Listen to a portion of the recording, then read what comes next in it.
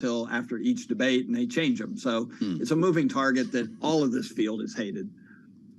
Isn't that kind of the whole point, though, Jeannie, to keep this to serious candidates who have a chance of winning, or did Perry Johnson not get a fair shake? Oh, Perry Johnson is now stuck with his I Stand With Tucker t-shirts. Maybe that's what didn't get him on that Fox debate stage when he posted those. But I like Perry Johnson because he gave $10 gas cards if you donated $1. So you could actually make money supporting him. So he's got something there that we're going to miss now. He helped some people fill the tank. Perry Johnson, another one down. That's 3 now after, Francis Suarez. I'm trying to go. Oh, and of course, Will Hurd. Rick Davis, Jeannie Shanzano. Hour 2 starts right now.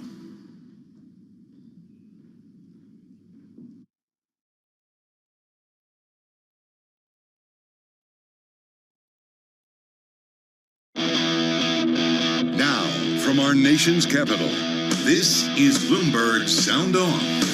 2 major stories that we're following here developing before our eyes. What does it say about Trump's influence on the Republican Party? What can the Biden administration do on its own to support Israel? Bloomberg Sound On. Politics, policy, and perspective from D.C.'s top names. The Republican caucus is at war with itself. Members of Congress would have a press conference every day if somebody would cover that. There is bipartisan support for Israel. This is one of the big ones we only see once every decade or 2 decades in the Middle East. Bloomberg Sound On with Joe Matthew on Bloomberg Radio.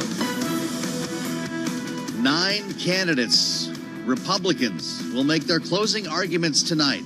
Not on the presidential campaign trail, but in the U.S. House. Welcome to Hour 2 of Sound On, as Washington gears up for another Republican Speakers Candidates Forum ahead of possible votes tomorrow. Yeah, we're doing this again. And we're going to look at who might win it with Mick Mulvaney, the co-founder of the Freedom Caucus, former acting chief of staff in the Trump White House, will also weigh in on the Washington story that no one is talking about. The government's budget deficit just went up another 23%. They're already playing me out, so I may as well get to the markets. Let's get started right now on Wall Street with Charlie Pellin. Right, thank you very much. And here's what's going on. We're looking at a mixed market right now. Joe Matthew, choppy day for the Dow, swinging between gains and losses, once again in the red. And right now we have got the Dow Jones Industrial Average down 30, drop there of about 0.1%. S&P up 14, higher by about 0.4%. The NASDAQ Composite Index up 111 points. That is a gain right now of 0.9%. 10-year yield at 4.84% with a 2-year right now 5.07%. Spot gold down $5.50 the ounce to $19.76, a decline there of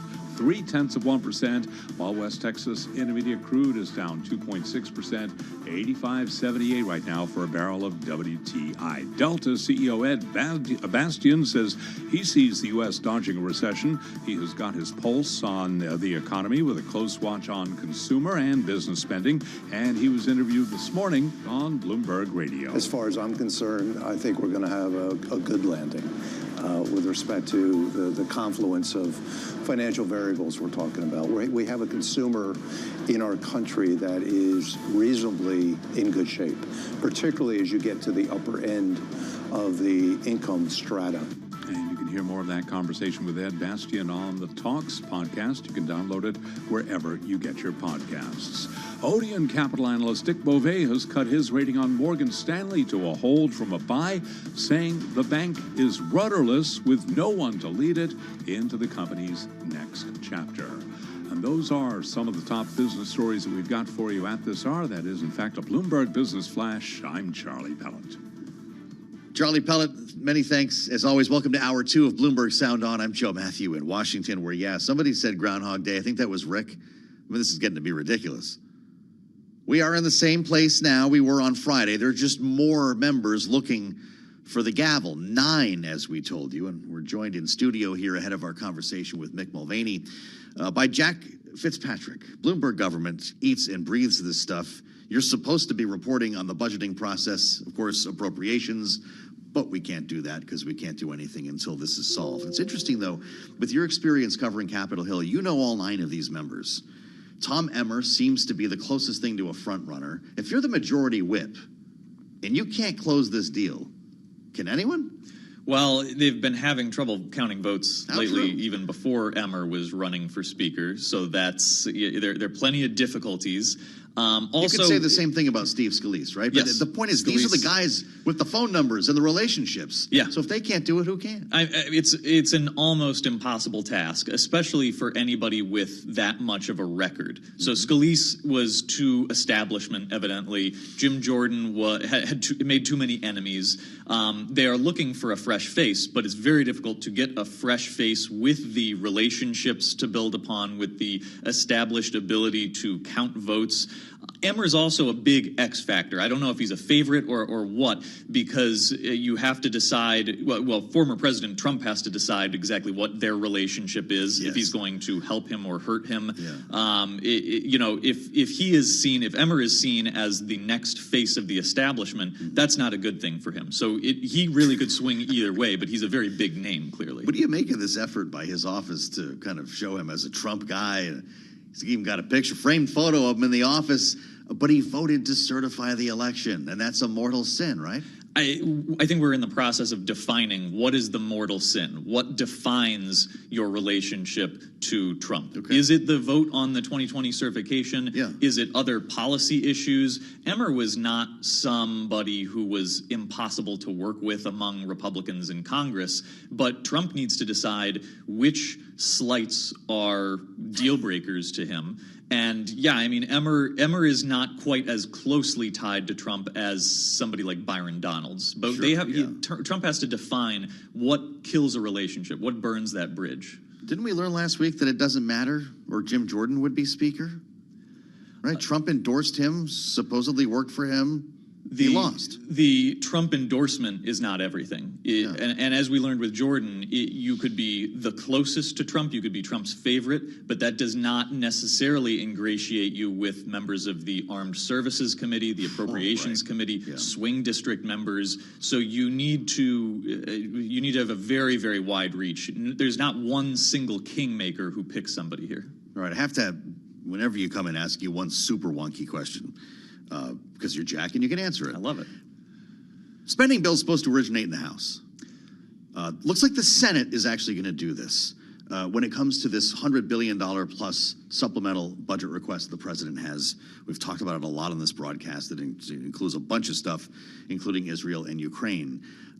There's a way, though, for them to use a different vehicle to get this done, send it over to the House while still playing by the rules? They have not decided, to my knowledge, on a vehicle, but the Senate sometimes will take a House-passed bill. Yeah. They are supposed to, or at least traditionally, they have limited themselves to relevant appropriations bills. Okay. I'd point out that the Constitution itself specifically says it's tax bills that are supposed to originate in the House, and then there was a long tradition of saying, well, that's any money bill. Okay. So really, this is a matter of what traditions you set, what traditions you follow. Mm-hmm. If the Senate says it's doing this, what really matters is, do they have the support to move quickly? A lot of the time they rely on unanimous consent to get things moving quickly in the Senate. So it's more a matter of the politics of the Senate than a piece of the Constitution. For our listeners and viewers to understand, though, they would take a House-passed bill, essentially do a big highlight, big copy, delete,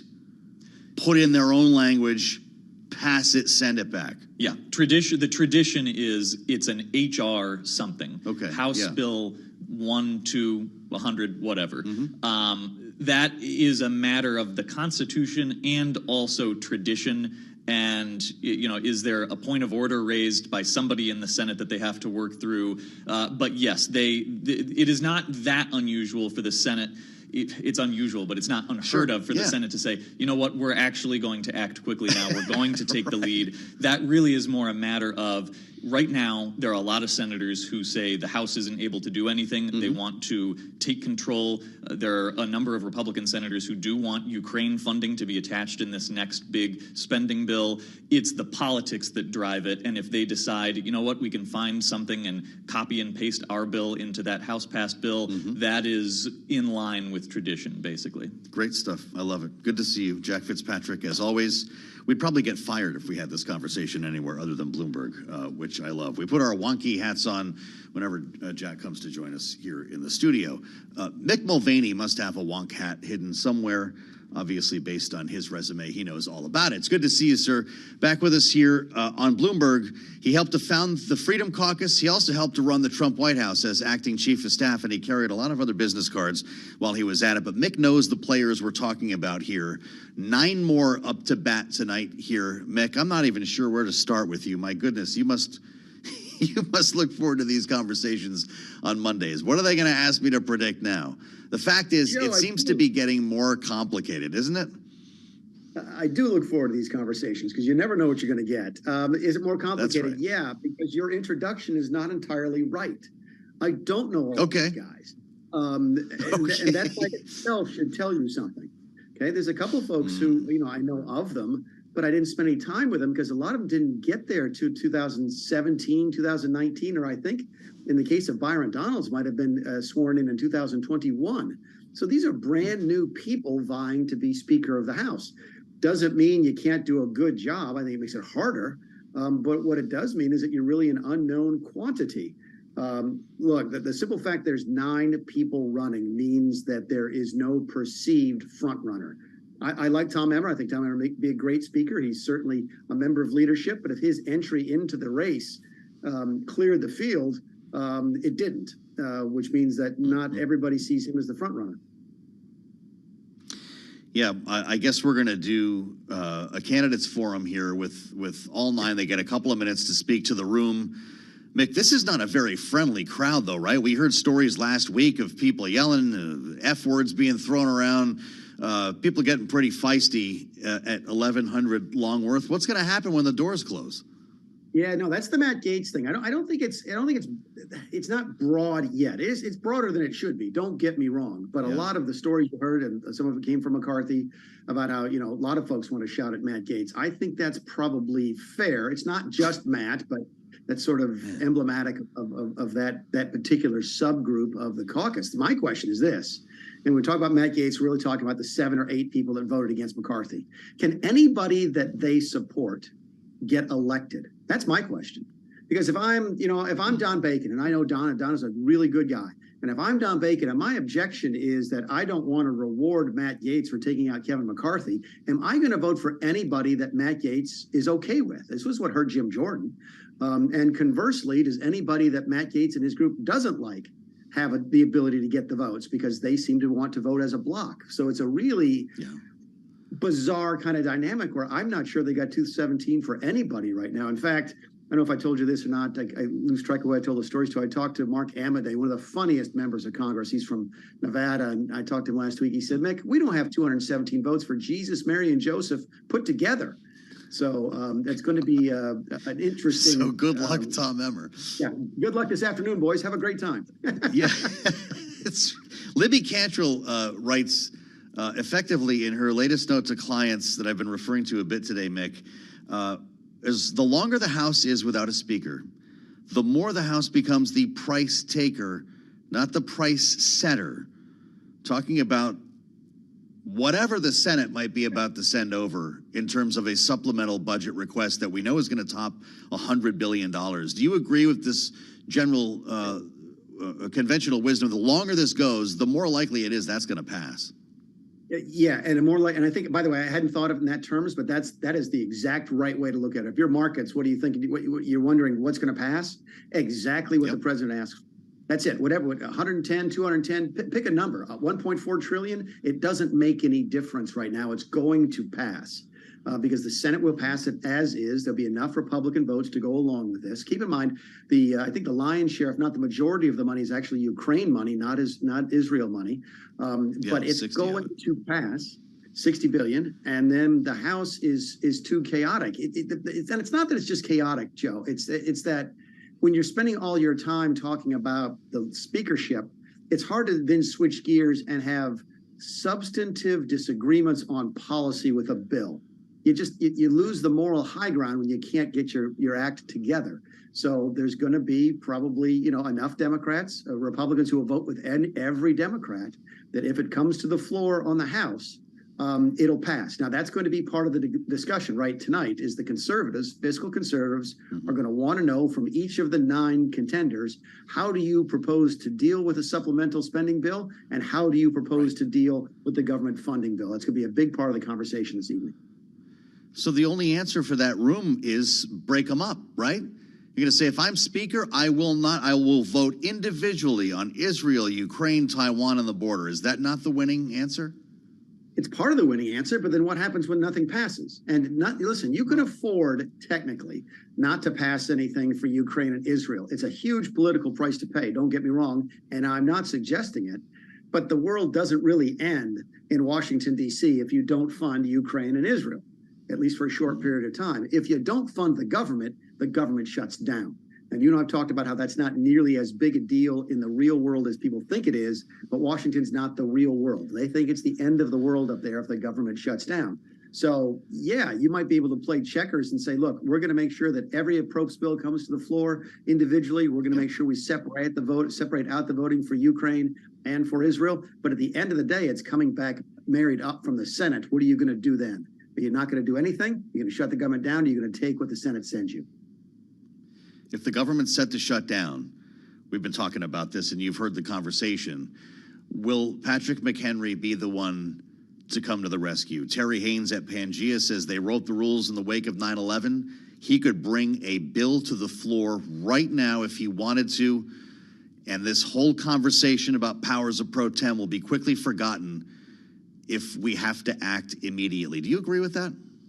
I have certainly heard that, okay? Let me give you the other side, and I don't have a strong feeling one way or the other. I don't think anybody's got a strong feeling because we're in such uncharted waters.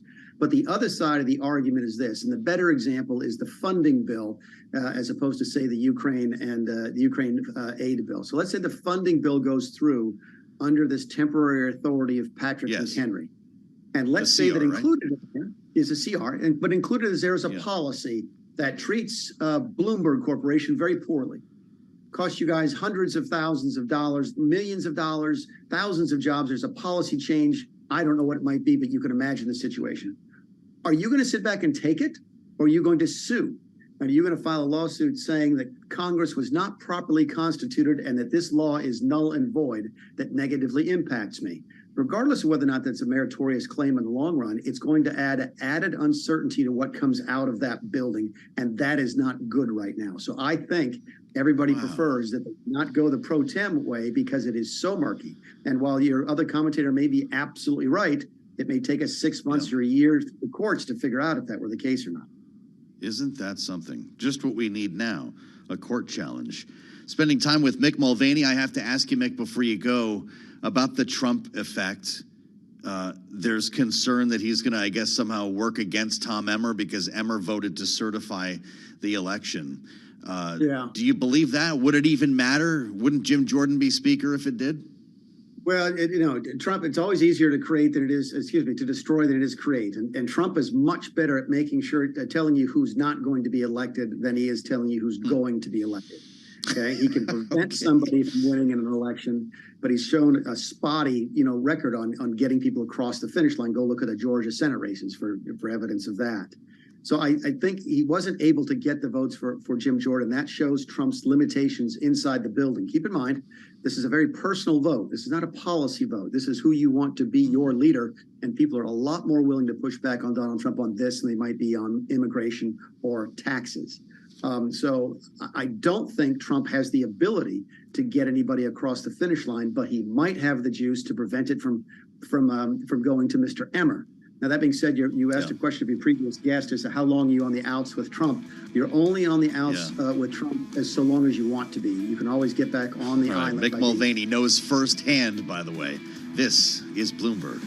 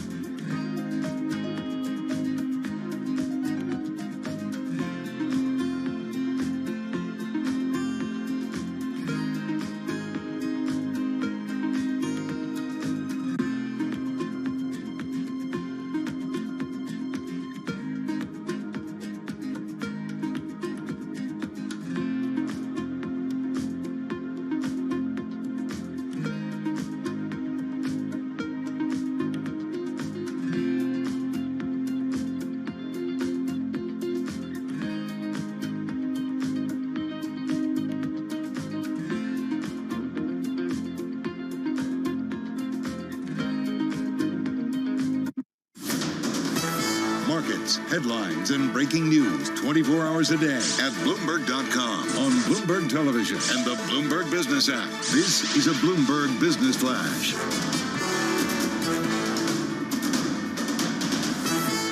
It's 2:21 on Wall Street. We do check markets all day long here at Bloomberg. I'm Charlie Pellet. We are looking at a choppy trading day, a mixed trading day, with the Dow back in the red, down 39 points right now, a decline of 0.1%. The S&P 500 index, though, holding on to a 12-point gain at 4236, up by about 0.3%, while the Nasdaq Composite Index is up 105 points, up now by about 0.8%. The 10-year yield, 4.84%, with a 2-year that's yielding 5.06%. Spot gold down $5 the ounce to $19.76, a decline there of 0.2%. Bitcoin now rallying 4%. Bitcoin at 31,056, holding above 31,000. Spot gold, as I mentioned, lower by just about 0.3%. West Texas Intermediate crude down 2.8%, 85.64 a barrel for West Texas Intermediate crude oil. Chevron buying Hess Corp. Shares of both companies are lower. Chevron shares down now by 3.6%. Hess Corp lower by 0.9%. So again, recapping mixed markets on this Monday. S&P up 12, a gain of 0.3%. I'm Charlie Pellet. That is a Bloomberg Business Flash. This is Bloomberg Sound On with Joe Matthew on Bloomberg Radio. It was the first televised interview of the Five Eyes. Did you see this on 60 Minutes last evening? They're all sitting around the same table with Scott Pelley. The Five Eyes. This is the Intelligence Alliance, intelligence leaders from the U.S., Canada, the UK, Australia, and New Zealand. And they got together to issue a warning on China. The first person I thought of was Craig Singleton at the Foundation for Defense of Democracies, who talked to us just a couple of weeks ago about his op-ed in the Washington Post about the activities that China's been up to here, opening civilian installations, ports, different operations in different countries that are being morphed into military installations and in some cases used for spying from the get-go. Scott Pelley asked all five if they see this happening in their countries. Christopher Wray, the head of the FBI, gave him an answer about the U.S. We've seen a variety of efforts by Chinese businesses, some cases state-owned enterprises, some cases ostensibly private companies, attempting to acquire businesses, land, infrastructure, what have you, in the United States in a way that presents national security concerns. Craig Singleton is with us now, senior fellow at the Foundation. It's good to see you, Craig. Thanks for coming back in. I want to ask you about new research that you have on EVs that very much play into what we're talking about here. But I wonder, with regard to your recent op-ed, what you've already submitted and talked to us about here, what it means to have the Five Eyes acknowledge that together in an interview like that for mainstream Americans to watch while they're sitting at home on a Sunday night.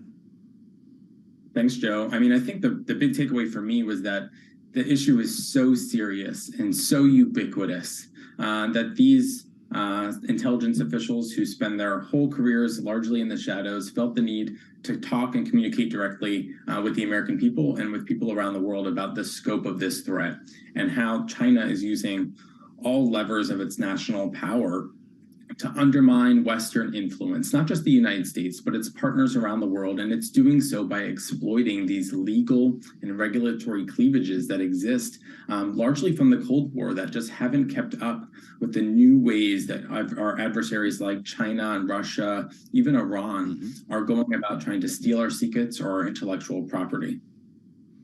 Well, and what you're learning now through this new research by the Foundation would suggest that EVs are part of that.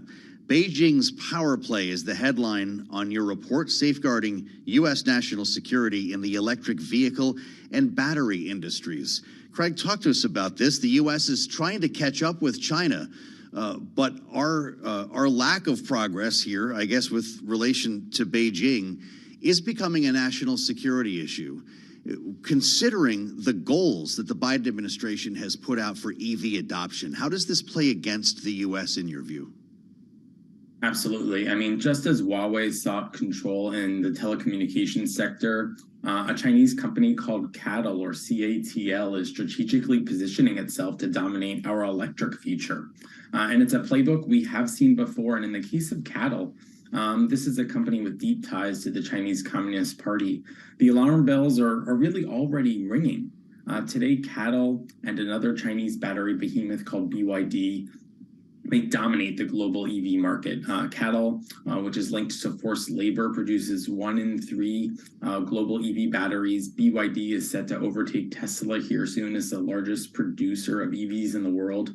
And if that wasn't bad enough, these Chinese companies are expanding into our critical infrastructure, building out EV charging networks, and also this new cutting-edge technology called energy storage solutions. These are massive Chinese batteries that are connected to our electrical grid, even though they are not subject to any stringent federal review or scrutiny, and nor are the U.S. firms that are collaborating with them required to disclose those partnerships. And we already have seen these projects connected into our mainline infrastructure in Florida and Virginia, Texas and Nevada, and even at the Marine Corps base at Camp Lejeune, which is home to a special military operations unit that is designed to evacuate non-combatants from Taiwan in the case of a potential Beijing invasion of Taiwan. And so it's just really madness. We've seen this movie before, and we're sort of letting it play out again.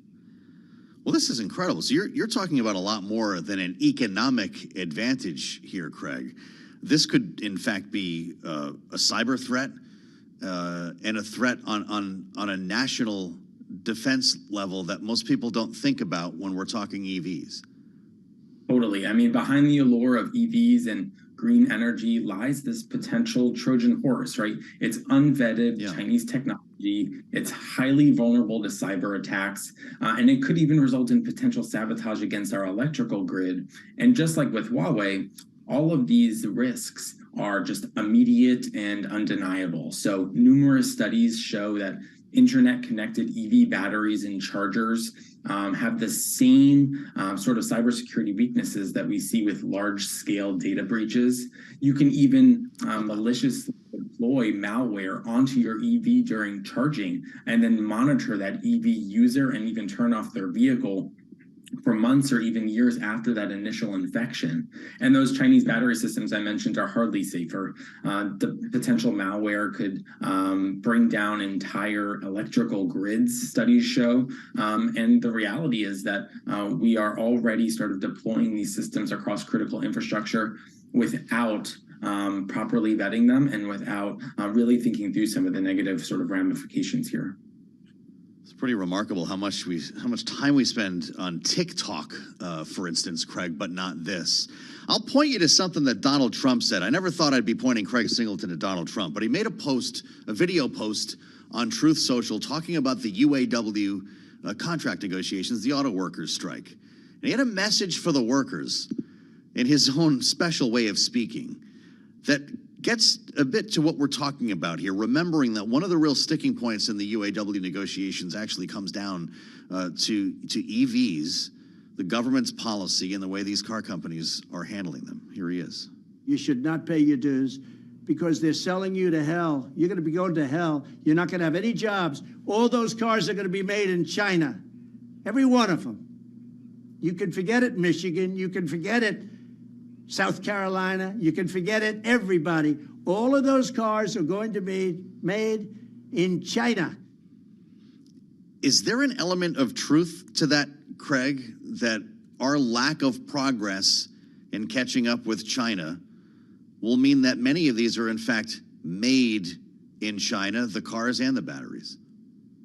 I think the lessons from Huawei's deployment are really applicable here.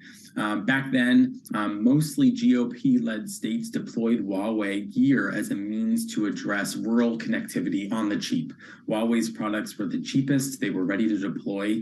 And so as opposed to going with Ericsson or Nokia or Siemens or a US provider, we went with China.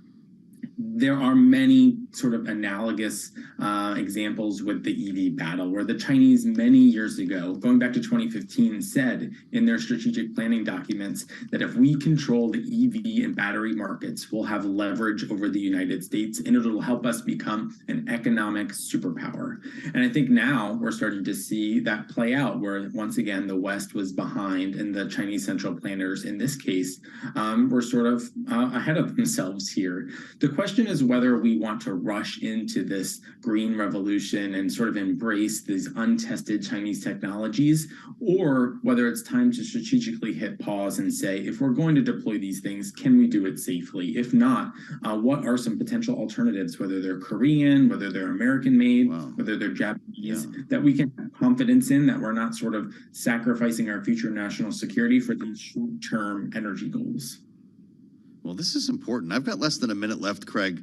Time goes by when you're learning stuff. Is the administration open to this conversation? I think a little bit. You know, they've been very slow to acknowledge the massive cybersecurity vulnerabilities that are associated with this EV build out. But the Department of Energy, and particularly the national labs, have put out some really interesting, sort of scary research that shows just how easy this is.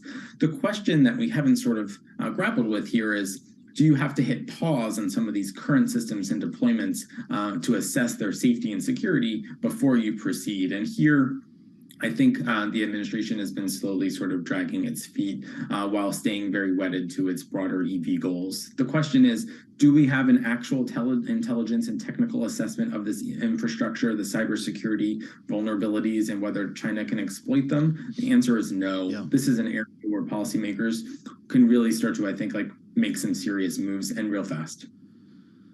He's worked in national security all over the world, and he's ours today. Craig Singleton, it's great to see you, Craig. Many thanks. Senior Fellow of the Foundation for Defense of Democracies, and an important conversation that we need to have here, even with all the madness and the chaos in Washington. We'll get up to date on that now. World and national news. Let's go back to New York and check in with Denise Pellegrini in the Bloomberg Newsroom. Hi, Denise. Hey there, Joe. It's coming in fast and furious now. News from Israel and Gaza. Hamas now says, Joe, it has decided to release 2 more hostages. That's after Israel's military spokesperson a little bit earlier walked back news reports saying hostages were about to be released, says they'll comment when they are released. So it's not clear if they are being released or if they are already released, but does seem to be going in that direction. Bloomberg's Roz Matheson says Israel is stepping up military activity in Lebanon as well, and that's triggering new concerns. We're seeing that those attacks are going further and further into the south of Lebanon, so further and further into that country, and that really is raising the possibility that Hezbollah gets properly pulled into a conflict with Israel. Bloomberg's Roz Matheson reporting there. Then there were 9 House Republicans, as you've been talking about, hearing from at least 9 contenders for the speakership tonight for the House. Pennsylvania Congressman Dan Muser, one of them. I would need Kevin McCarthy's help. I would need Steve Scalise's help. Fortunately, still the majority leader. We would truly be a team, and I would just be in that position. And Muser also does say he did sign that pledge to support whoever gets the most votes to be the nominee for House Speaker. Global News 24 hours a day, and whenever you want it on Bloomberg News Now. I'm Denise Pellegrini.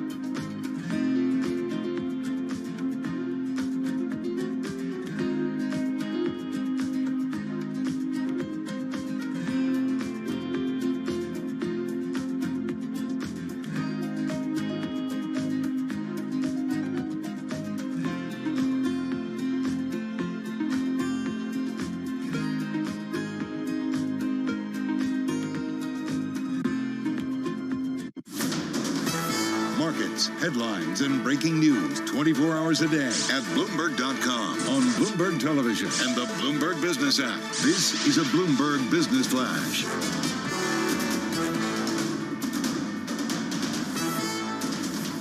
Do check markets all day long at Bloomberg. Choppy trading session right now with the Dow Jones Industrial Average down 0.5 point. Little change there. We've got the S&P 500 index holding its ground. The S&P now higher by 17, up 0.4%. And NASDAQ, the composite index, up 112, up by about 0.9%. 10-year yield 4.85% now. The 2-year 5.06%. Spot gold lower by $4.50 the ounce to $19.77, down by about 0.2%. West Texas Intermediate crude, a lot going on in the oil patch today. West Texas Intermediate crude down 2.7%, 85.65 right now for a barrel of WTI. Well, the 10-year Treasury yield did cross 5% this morning for the first time in 16 years. Economist Dennis Gartman says the movement in yields does not bode well for the U.S. economy. There's almost no question we're going to get a recession. It's just a matter of when. And the fact that the yield curve is beginning to disinvert, that short rates are coming down just a tad, long rates are going higher. Historically, that's been the calling card for a recession. Roche Holdings is going to pay $7.1 billion to acquire Televet Holdings. That is a developer of a promising therapy for treating inflammatory bowel disease in a bid to shore up its pipeline of experimental medicines. American depository receipts of the Swiss pharmaceutical company are trading lower. We've got Roche down now by about 0.7%. Recapping, Dow back in the green right now. Choppy day, a little changed, up by less than 0.1%. S&P up 0.4. NASDAQ holding on to a gain of 0.9%. I'm Charlie Pellet. That is a Bloomberg Business Flash. This is Bloomberg Sound On with Joe Matthew on Bloomberg Radio. We've got breaking news on the terminal coming from Israel. This is important as we spend a lot of time justifiably talking about the speaker's race here in Washington. 2 more hostages have been released. Hamas says it released 2 more, both women. The hostages reached the Rafah border crossing into Egypt after being released due to Egypt's efforts, according to Extra News. That is an Egyptian outlet. And a very good development here, which brings us to the idea that we were talking about Friday, the U.S. urging Israel to delay any potential ground invasion of Gaza so more hostages can be released. A lot of folks thought this was going to happen days ago, and tanks have not rolled into Gaza knowing that there are so many hostages, some Americans, who are being held. Let's bring in Ian Marlowe, Bloomberg senior reporter who traveled to Israel with Secretary of State Antony Blinken just days ago. Ian, it's great to see you, and I appreciate your time today. To what extent is the administration working with Israel to secure hostages and, as I mentioned, keep an invasion at bay? Yeah, I think the conversations between the U.S. and Israel when it comes to the actual invasion are still a little bit up in the air. I mean, I think it's clear that they're communicating closely on tactics, on operations. But when it comes to the timing of the invasion, I mean, U.S. officials have been a little bit coy in terms of whether the delayed operation, the operation, as you said, that we were all expecting, days ago to have already occurred by now. We were expecting that to have already happened. It hasn't. And we know that the U.S. is taking, every minute it can now to negotiate through Qatar mainly with Hamas to get these hostages out.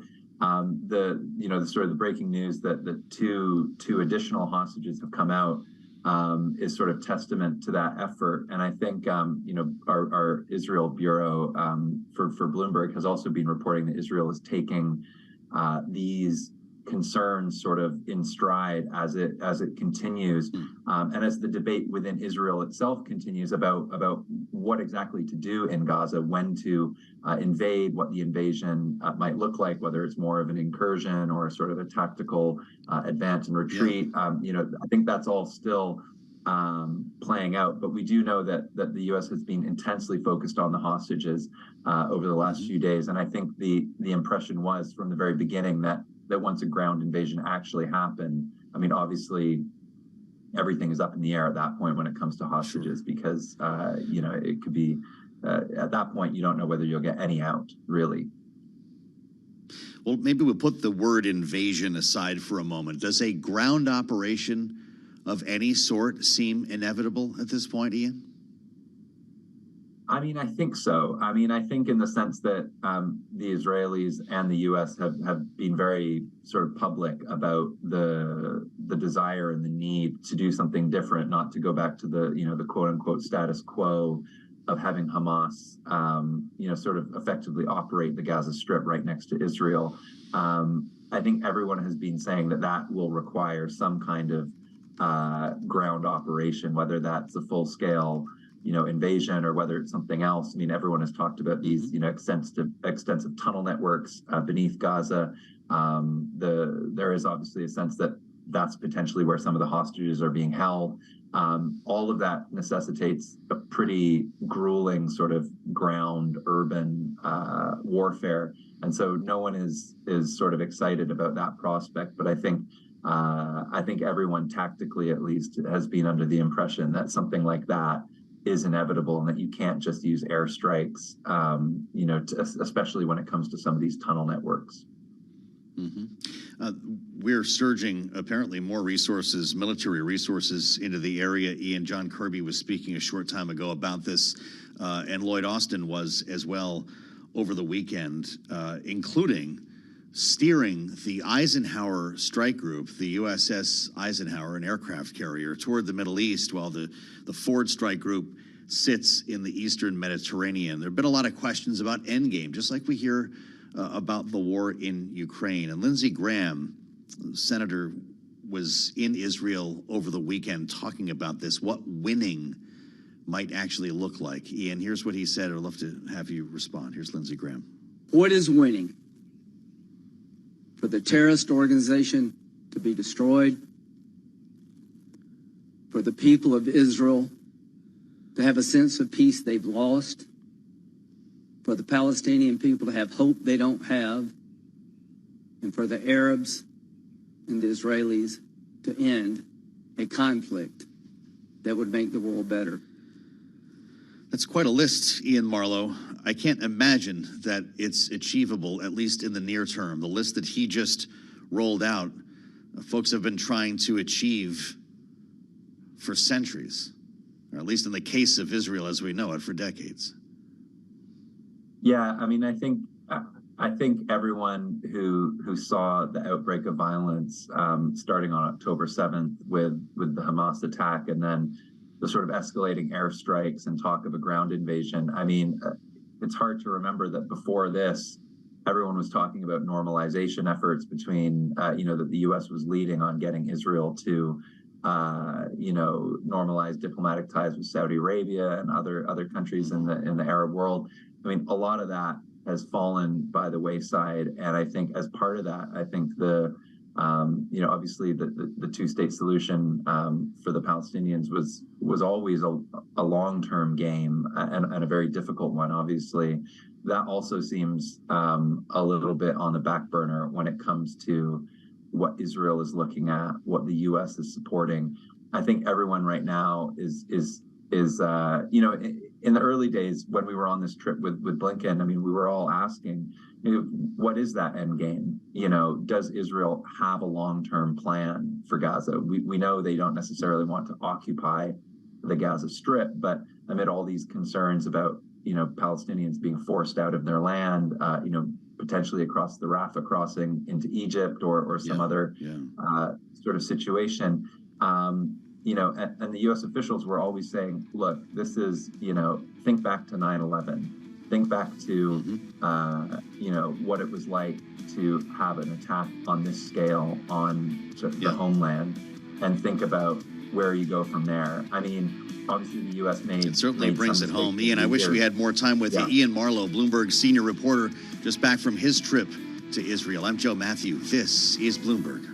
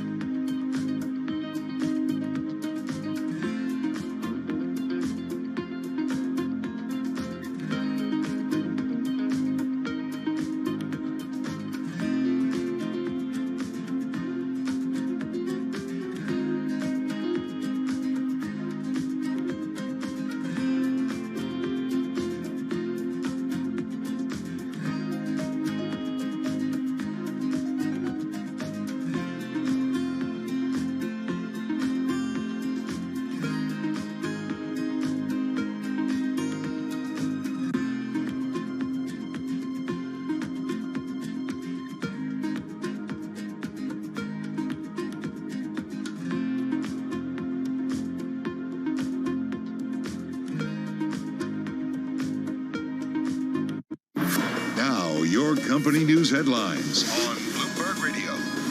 From Bloomberg World headquarters, I'm Charlie Pellet. We begin with headlines from the Bloomberg Professional Service, and the automaker Stellantis says it is, quote, outraged at the strike against a Michigan truck plant that began this morning. And Stellantis says the UAW strategy will have, quote, long-lasting consequences. Wells Fargo has been dropped from underwriting a school district bond deal in Texas, the latest sign of turmoil in the state's ongoing battle with banks over their climate change policies. Chevron is buying Hess for $53 billion, a deal aimed at boosting production growth as the U.S. oil industry bets on an enduring future for fossil fuels. Hess CEO John Hess was on Bloomberg Radio this morning. He described this deal as a win-win. Hess brings Chevron growth in resource, growth in production, growth in cash flow. Chevron brings Hess financial strength in terms of a diversity of world-class assets, in terms of sterling balance sheet, and in terms of industry-leading cash returns. And when you put the two together, you create the premier oil and gas company positioned for the energy transition. And you can hear more of that conversation on the Talks podcast, and you can download it wherever you get your podcasts. podcasts. Shares of Chevron, they are down now by 3.5%. Hess Corp shares, they are trading lower by 1.1%. All of this as crude oil today declines by 2.7%. And those are some of our top company stories at this hour. I'm Charlie Pelletan. This is Bloomberg. You're listening to Bloomberg Sound On with Joe Matthew on Bloomberg Radio. We are live from Washington, where we count down to the next candidates forum. What do we have here? 3.5 hours until 9 Republican House members are in a room together behind closed doors with the rest of the conference to make their case for why they should be Speaker. You've not heard of most of them. Well, if you listen to Sound On, you probably have, actually, but we'll have some final thoughts on this. Donald Trump has some final thoughts straight ahead going into the candidates forum tonight. First, world and national news, though. Let's get up to date with Denise Pellegrini in the Bloomberg newsroom in New York. Hi, Denise. Hey, Joe, and let's get you up to date on what's happening with those hostages released. Israel now confirming, Joe, Hamas has released 2 more hostages who were taken when it attacked Israel. That's according to Khan TV in Israel. Those hostages, both women, were taken and they have now reached the Rafah border crossing after being released due to Egypt's efforts, and that is according to Egyptian television. National Security Council spokesman John Kirby says the U.S. is working around the clock to release all U.S. hostages held by Hamas.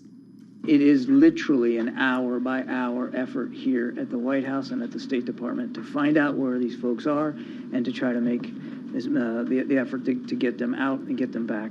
Kirby speaking there in a briefing, and Terry Haynes, founder of Pangea Policy, says the U.S. is consulting more closely with Israel's government now than ever in an effort to make sure Israel isn't calling all the shots about the future. They're talking in 2 sorts of ways. One is kind of strategic, tactical, supportive on whatever military operation the Israelis do, but at the same time, there's a more advisory role about the second, third, fourth steps. What may happen down the road, and kind of what we're prepared to do and may not be.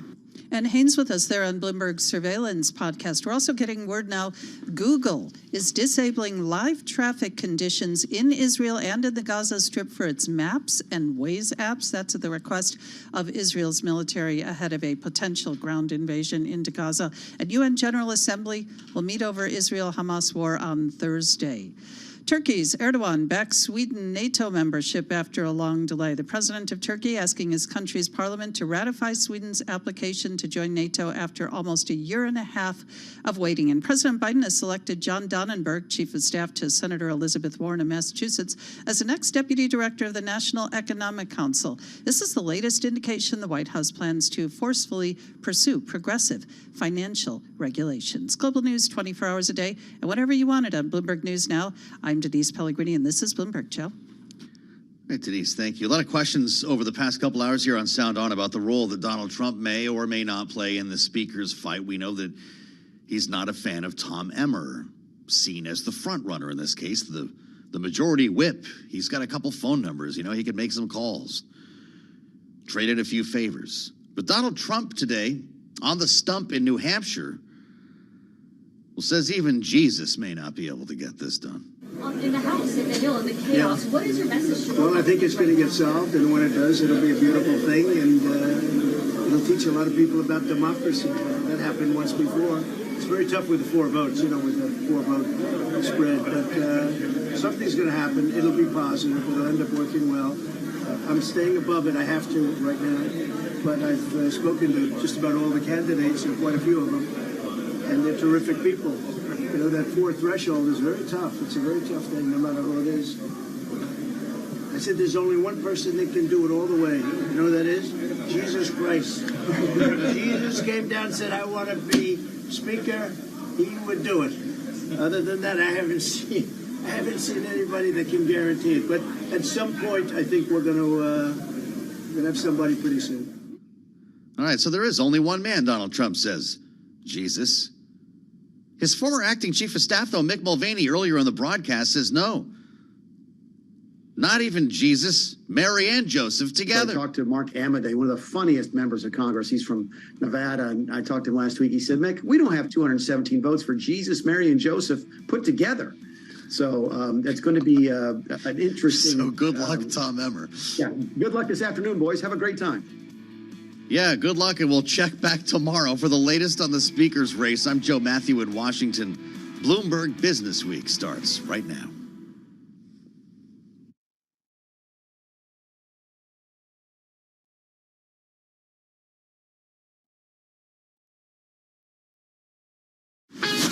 This is Bloomberg Business Week.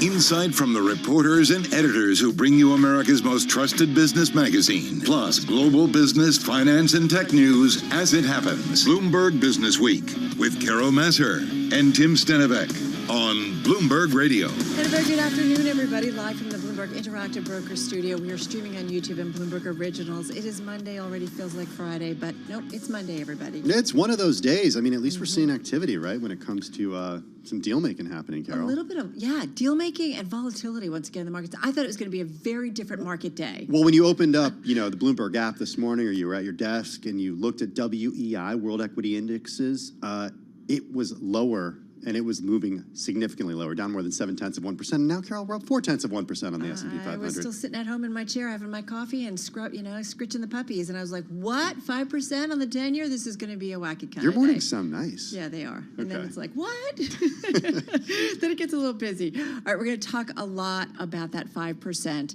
on that 10-year and really how something we've talked about, Tim and I have, and our team has talked a lot about assessing the impact of such across the U.S. yield curve and what it means for valuations and how we think about where we go from here, Tim. Plus today's mega deal, it's just the latest. Chevron shelling out $53 billion to buy Hess. Yeah, sometimes you got to do a play on words. This, Carol, as you reminded me just weeks after Exxon did their own mega deal when it came to the energy space. We're going to have Alex Steele on with us in just a few minutes. There's nobody better to talk about this because she's going to give us not just what we need to know about the deal, but also what to know about the continued consolidation in the industry. It makes me think she was a toddler talking about the energy space because she's so knows 16 years she's been covering it. I love. So she's going to be here and also featuring some of our interview with the two CEOs in that deal. Tech front and center as Microsoft invests billions to boost AI and tech in Australia. And I am obsessed with this. 60 Minutes. The Five Eyes. We're going to talk about how we are living in a world where an informal chat on LinkedIn can harm national security. Do you like James Bond? I get the feeling that you like James Bond. Who doesn't love James Bond? Well, spying's a little different. Spying's a little different these days. It is. We're going to also talk about who these many global spy chiefs see as our top enemy globally. So looking forward to that. Also, calling all influencers. We've got the co-founders of Shine Ventures on. They're going to join us to talk about the creator economy. They're getting into venture capital after succeeding when it comes to being managers for some of these influencers. There's a lot going on, guys. We're going to break down the deal making. We're going to head over to our TV colleagues in just a moment to talk about kind of what feels like a resurgence in M&A activity. So we'll get some perspective on that and continue to track the market. Be curious to see if we hold on to these gains in this last hour of trading or last just about 65 minutes of trading. All right, right now, over to TV, Beyond the Bell. Countdown to the close. Down to the close. Bloomberg's comprehensive cross-platform coverage ahead of the U.S. market close starts right now.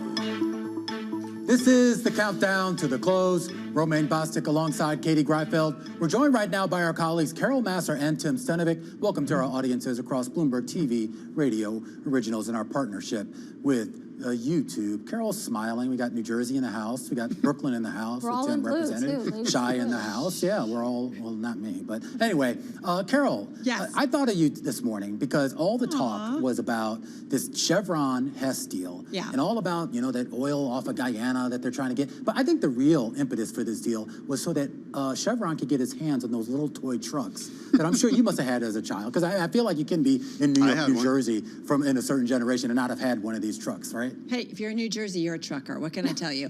I had four brothers. I mean, no, if you think about it, they've been around since 1964. So I thought the same thing when this deal crossed. I'm like, what happened to the Hess truck? Do we still get them at holiday time? Having said that, I feel like you guys and we are all obsessed about it feels like a resurgence in deal making. We're going to talk about that in just a moment. But this big energy deal, there's been a lot going on in this space. And I love what Alex Steele, we're going to talk to her. I know you guys have been talking to her. It's all about this deal buying inventory rather than having to build it out. It's maybe unbelievably. What is the deal? $53 billion? That's a maybe cheaper way than having to do the E&P and then build out the infrastructure. Okay, but back to the most important part of this story, which is, of course, the Hess trucks that Romaine brought up. I want to assure all of you, and we have a story about this right here on Bloomberg News, that Hess is going to continue selling those toy trucks even after this deal closes. Here's what the company said in a statement. We want to reassure all of you, our loyal fans, that the Hess toy truck will continue for future years. What's it called, though? Chevron Hess? No, it's going to be called Chevron. And the Hess family will actually be among the biggest shareholders when the deal closes, since it's an all-stock deal. So there you go. You can breathe easy. You're going to get the Hess trucks around Christmas time. But of course, the interesting question here is what this means for the rest of the energy industry, whether we see more consolidation. And that would kind of fit with the trend that we've really seen in the month of October. There's a great story on the terminal that so far October is the busiest M&A month in years. We've seen about $139 billion in takeovers announced so far this month. That is the busiest month since June 2019. And it's about triple what we saw this time last year. I guess that's good. The one thing I do think is interesting is how these deals are being financed. I mean, the Chevron deal, if I remember, that's all stock. A lot of the other big deals have either been cash or stock. You're not seeing a lot of financing going on for these types of deals right now. No, that's a really interesting part of this. I'm also thinking about with the energy deals specifically. I think our Javier Blas kind of writing about some of the premiums or lack thereof that we are seeing, because I thought it was interesting that both Chevron, not surprised to see them down in the trade today, but Hess was also down as the target. So maybe investors are a little disappointed about the price. And look, it makes sense that we're not seeing financing with interest rates where they are. I think what's also interesting and notable about this is that this is a certain type of deal that's happening. These are takeovers. We're not talking a lot about IPOs. Sure, there were a handful of them this fall, but Romaine, as you've pointed out many times on air before, they have not gone very well thus far. So I don't see this being like sort of a rekindling when it comes to at least IPO deals. Yeah, that's what we were talking about a little bit earlier, too. This fact that you are seeing a lot of M&A, not so much in the IPO market, and the ones that do come public, not a lot of love. But even so, we were having a great conversation earlier that, okay, maybe IPOs are back, but SPACs, et cetera, some of the froth that we got really familiar with 2-3 years ago, maybe we have to wait a little longer for that. With the 10-year at 5%, you know, are we going to see SPACs? No, I don't know. That was a wild time. In fact, it was kind of fun, to be honest. It was kind of fun. Yeah, I'm not sure it was like financially responsible, but no. SPAC maybe not back. Hess truck, it's going to be here forever. All right, Better good than stuff. ever. Phew, we were so worried. All right, guys, we're going to be back in less than an hour's time. Our cross-platform coverage, radio, TV, YouTube, and of course Bloomberg Originals. We're going to count you down to the close on this Monday. We'll see you at 4 p.m. Wall Street time.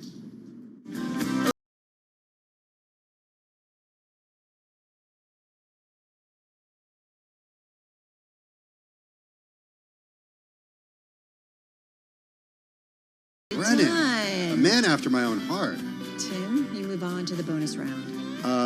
What? The Traveling Wilburys, very important band to my childhood. You know, supergroup, and unfortunately, there's just not many of them left at this point. No, it's really but kind sad. But those legends, two albums right? they had out, 2 albums that I know of, maybe they had more, just legendary. Can you talk about yields, Carol, after me talking about the Traveling Wilburys? I was going to say also legendary. Is what's Okay, going there on it with you is. is There's a treasury way yields. to do it. I mean, it's the year of superlatives, right? It is. For every when it comes to anything with U.S., I feel like treasury yields. While we got super uber close last week, today we got there. The 10-year yield crossing 5% for the first time in 16 years. There's your superlative, propelled by expectations the Fed's going to maintain elevated interest rates and that the government will further boost bond sales to cover widening deficits. So lots of supply. Fed saying higher for longer. Tim, that's where we are. Yeah, we got a great roundtable to talk not just about yields, but what's going on in the equity market as well. Bloomberg News senior editor Chris Yancey joins us on Zoom from Boston. We got Bloomberg Intelligence chief equity strategist Gina Martin-Adams in here in the Bloomberg Interactive Broker studio. Gina, welcome back. It's good to see you. I feel like you've been hitting the road a lot. Yeah, it's been a very, very busy year. Okay, busy. Everybody wants answers, right? Yeah. All right. First, let's get to Chris. Let's first get to you. You've been writing for a while about this 5% world and what it means. And then I want to get to Gina because I do wonder what it means for the equity side of things. But talk to us about where we are. This, again, 10%, or rather 10%, that would be a shocker. 5% of the 10-year. The significance and how you guys on the eco team continue to think about this. Well, it's certainly, you know, a round number that practically nobody anticipated when the Federal Reserve started raising interest rates in the spring of last year. Probably almost, universally, economists would have said 5% long-term yield would have tipped the economy into a recession and would have sent the job market reeling. So the biggest surprise, and it'll be interesting to hear Gina's perspective on equities, but the biggest surprise really is how well the economy and the job market and companies by and large seem to be withstanding this. Now, the proviso is that the longer that we stay in these high levels for interest rates, we know every month more debt is coming due, rolling over. So companies are taking out new loans to repay, issuing new bonds to repay the old ones, and it's at a much higher interest rate than in the past. And the anticipation is that at some point, it is going to hit the economy and slow it down significantly. Right. The chickens have to come to roost at some point. Let's bring in Gina Mart-Adams to get the equity angle. Chris was talking about, it doesn't seem to be hitting the equity market yet. It doesn't seem to be hitting companies yet. And I was just saying, yes, yes, yes. Thank you, because you look at the equity market and it doesn't look like year to date, above 12%, roughly above 11%. It doesn't seem like equities have taken into account the bond market moves. Yeah, I disagree. I think the equity market has traded viciously on bonds, especially over the last couple of months. We see high duration stocks, valuations compressing very quickly relative to low duration stocks. You see high valuation stocks getting creamed relative to low valuation stocks. I think that we're all a bit hasty to try to extrapolate how rates will impact stocks or companies fundamentally. And that played out in part in 2022 as well. But if you look across the S&P 500, only a third of stocks in the S&P are now trading above their 200-day moving average. It's brutal. So meaning the for stocks at large. Basically, Gina, you're saying is I shouldn't be looking at the S&P 500. I should be looking under the hood of the S&P. I should be looking at the Russell. Yeah. I think when you look beneath the headline of the index, you see. Even when you look at the headline of the index, we're breaking through some major support levels that we haven't tested in a very long period of time. We're crushing through the 200-day moving average on the index. We're really questioning the bull market trend that began in October of last year. So the index at large is suffering. But even beneath the headline, we are seeing some pretty considerable suffering among stocks. Now, it hasn't shown up, so to speak, and I put that in air quotes, in fundamentals because, again, we're all a bit hasty to expect it to. We had about $1 trillion in debt issuance in 2020, and everybody thought coming into 2023, oh my God, companies are going to have to refinance this debt at a much higher level. But in reality, about 70% of what was coming due in 2023 was already called by the time it got due. So companies have an enormous amount of cash. They've been able to call that debt rather than have to refinance it. The next big date in which company debt becomes due again for the S&P 500 anyway is 2025. It's not today. They got some time. They got a little bit of a runway. So they have time, and what they've done so far is called a third of the 2025 debt. So I do think we want to be a little bit more systematic in our approach, a little bit more investigative in our approach, as opposed to sort of saying with the big broad brush the index hasn't been impacted. I hear this all the time. But the reality is we are seeing it in prices. We're not going to see it in the index at large in terms of fundamentals probably until 2025. And, the S&P's down about, 8% since end of July. Small caps have just gotten creamed since that point. They're down about 16%. Chris, come back in. What Gina's saying, so smart, so, thoughtful. And it is hard. Like Tim and I, from day to day, depending on what we're talking about or the focus, if we're on those mega caps, it's like everything still seems to be kind of okay, but we have to remember there's just so much out there. How do you and the team at Bloomberg News kind of continue to seek out, trying to understand the impact of this very different rate environment that does feel like it's going to stick around for a while if we believe Jay Powell and company? Well, I think, certainly if you look at the economy, it's kind of like the S&P 500. You look at GDP numbers. We're going to get it later this week, right? And they're going to look, quite strong. Under the hood, no doubt there are people who are struggling with credit card debt. There are people who are struggling auto with loans. and so on and so forth. But as Gina was saying, there's about the stock market, there is this kind of dichotomy, whereas the overall numbers are still looking surprisingly resilient in the face of concerted Fed tightening. One of the things that some of the folks in the bond market are starting to pick up on is, we've heard from Jay Powell and others that this rise in long-term yields will do some of the Fed's interest rate work for it and reduces, at least at the margin, the case for another rate hike. But what's the impact on the Fed's quantitative tightening? Right. Remember that they are shrinking their portfolio by $60 billion a month. There's a giant missing buyer in the Treasuries market right now, and it's the Federal Reserve. So are they thinking about, potentially easing that off a bit, given what's happening in the bond market? Or do they think everything's, going smoothly? We'll hear next week. Right. There's a lot coming at us. So, Gina, it's a big week for earnings. You guys pointing out in some of the research that you put out that 40% of the market cap of the S&P 500 reports this week alone. Yeah, it's going to be a huge week for earnings, especially because really the only offset that the S&P has to all this sort of behavioral risk in the market, as well as risk related to rates, is earnings. And so far, even though the companies are generally still beating expectations, it hasn't been enough to offset that magnificent move we've had in bonds over the course of the last 6 weeks.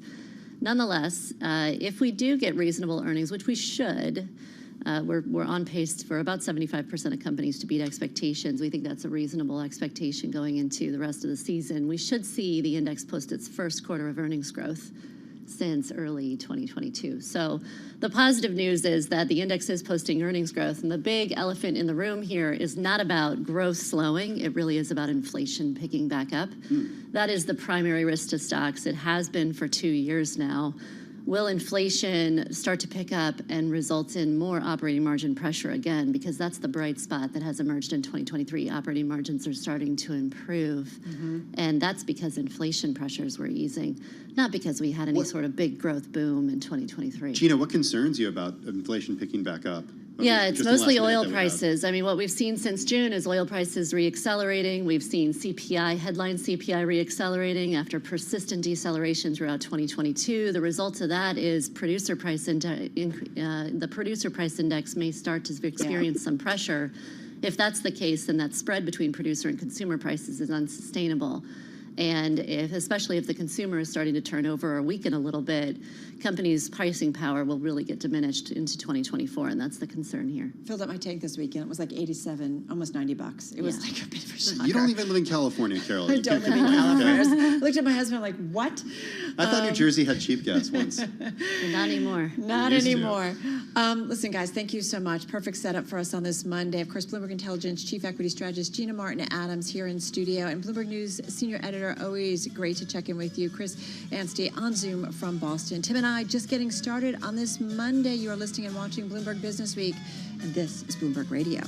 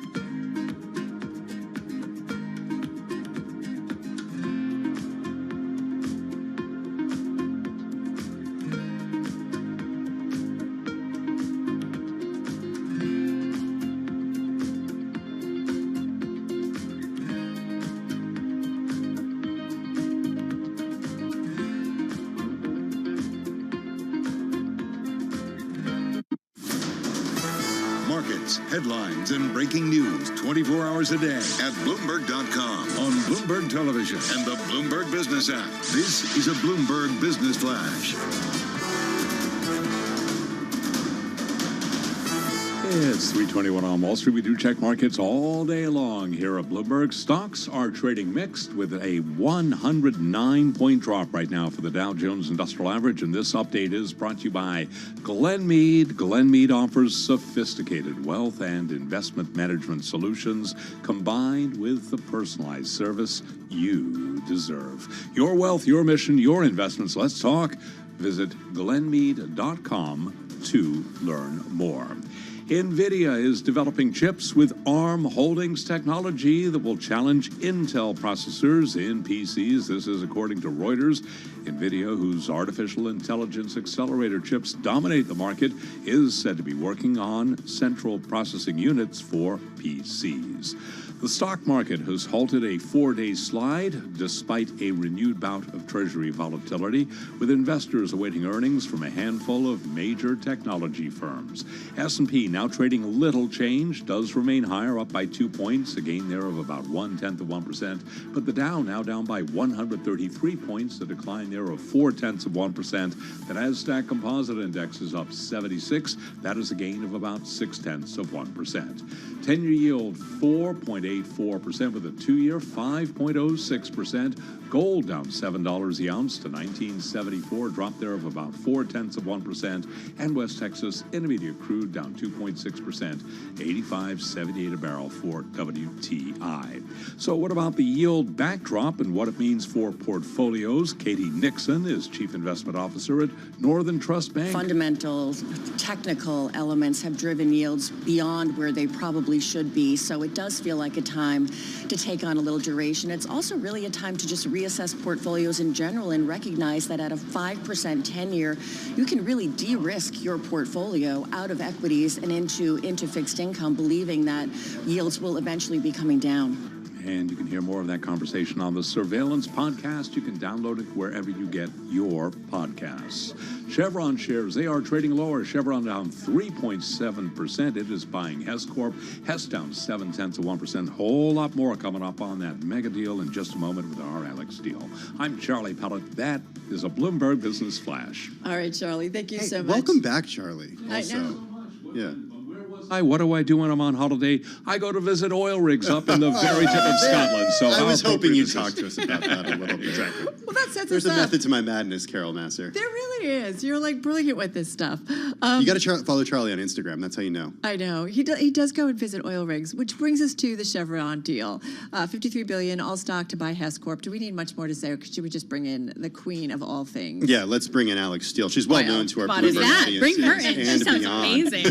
Oh, is that her? You are amazing. She's co-anchor of Bloomberg Markets on Bloomberg TV. She's been covering commodities for 16 years. Since you were in the sandbox, were you not? Yes, I'm that young. No, it's but amazing. I'm serious. It's like amazing how long you've been doing this. You dig deep enough true. in a sandbox and you hit oil, Carol. You do. With the right technology, it could happen. It could definitely happen. What's going on in the energy space? Why are we seeing, first of all, big, broad, so much activity?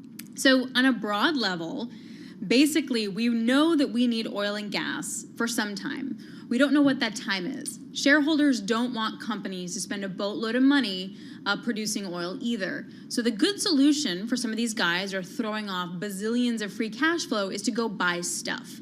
So if you take a look at Chevron and Hess, they're getting a nice juicy position in offshore deep water off the coast of Brazil and Venezuela. They're getting some in the Balkan, they're getting some in the Gulf of Mexico. What they're not doing is spending billions of dollars for multi-decade projects that aren't proven. And that's what the industry is moving away from, but we still need the stuff.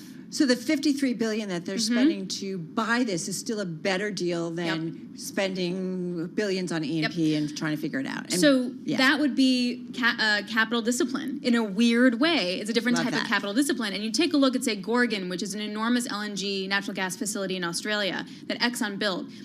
Exxon was just starting it up about 9 years ago. and it still has problems, and it still has write-downs. That's what they're trying to avoid. And Hess was already doing a lot of things right in this area off Brazil. Okay, well, let's get to Guyana and the area that's in focus right now. The country is between Venezuela, Brazil, and Suriname, so those are the borders. Oil was only discovered within the last 10 years there. Why did it take so long to discover oil there? I mean, it's right next to Venezuela, and Venezuela's been an oil producer for years. Yeah, but Venezuela is not the easiest place with which to drill consistently with oil from and explore, which is basically look at Chevron. Like, they're one of the main companies in it, and they just were able to ramp up production, but that's a hard time coming. I mean, exploring for oil, and this is a really simplistic answer, is really hard.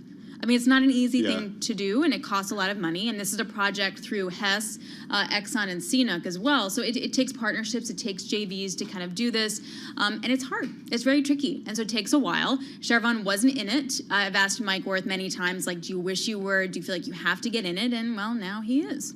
I was surprised that Hess was down. Is it just, are investors not feeling like that they paid enough? So help me out with that. So the I thought Hess that they'd thing be up a bunch. is interesting because the premium on a stock level is like 5%. So it's not that much. And the conversation on the call was a lot like, hey, don't you think you were worth more at this point? Right. But their stock was up like 94% in the last year. So it already had a really good run. So there's that. Also, it's an all-stock deal. Right. So you have to want to be in Chevron stock to like that at the end of the day. On a Chevron basis, why I think that stock was down is twofold.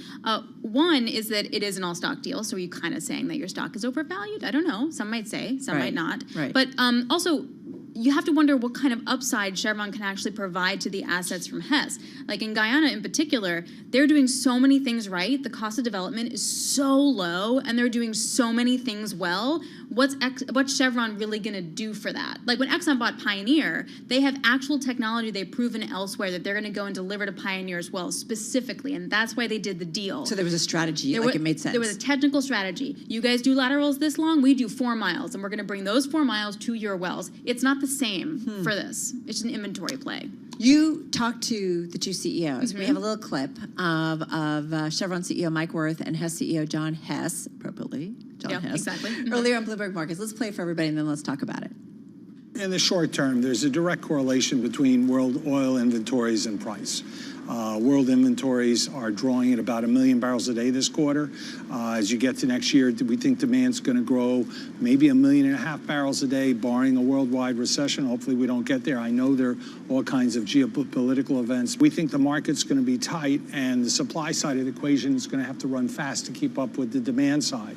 That, of course, is the Hess CEO John Hess earlier on Bloomberg Markets. You and Guy Johnson talking with him as well as Chevron CEO Mike Wirth. I mean, when you got into this conversation, you know this world, Alex, so well. I mean, beyond the Hess truck, which we've all had some fun with today. What was it that you really wanted to know about this deal?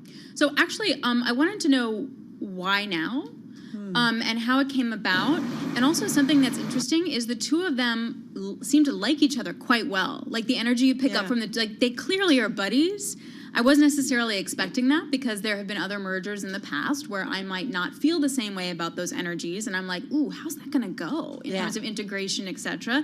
And I genuinely in the interview was surprised. I was like, you guys like each other, and they seem to really do. And I was interested in that part of it. And then the why now. Like clearly the bid-ask spread was wide. Clearly it got narrow. So trying to get to that point was interesting for me. Okay, 2 directions I want to go in. And I But think why did they say why now? Basically the bid-ask spread. Okay. That they finally agreed on price. Like it took a while, it took years, but they got there. Okay, so 2 directions I want to go in. Is sort of, Never. ending with like the end of the era with the Hess family. An incredible story about the Hess business that has been built up. And of course, John Hess is expected to take a seat on the Chevron board following completion of the deal. What about when it comes to the energy transition, though? You started our conversation, Alex, by talking about investors don't know quite when that energy transition will happen. But what do analysts tell you about how much more oil we're going to use as a society before we're, hopefully getting to renewables at some point soon? A lot. Yeah. I mean, a lot. I think that's the problem. No one knows, and no one knows the timing. So those on the left are going to say, it doesn't matter. Spend $53 billion in cash buying a wind and solar company and help that company get off its footing. And there is a point to that.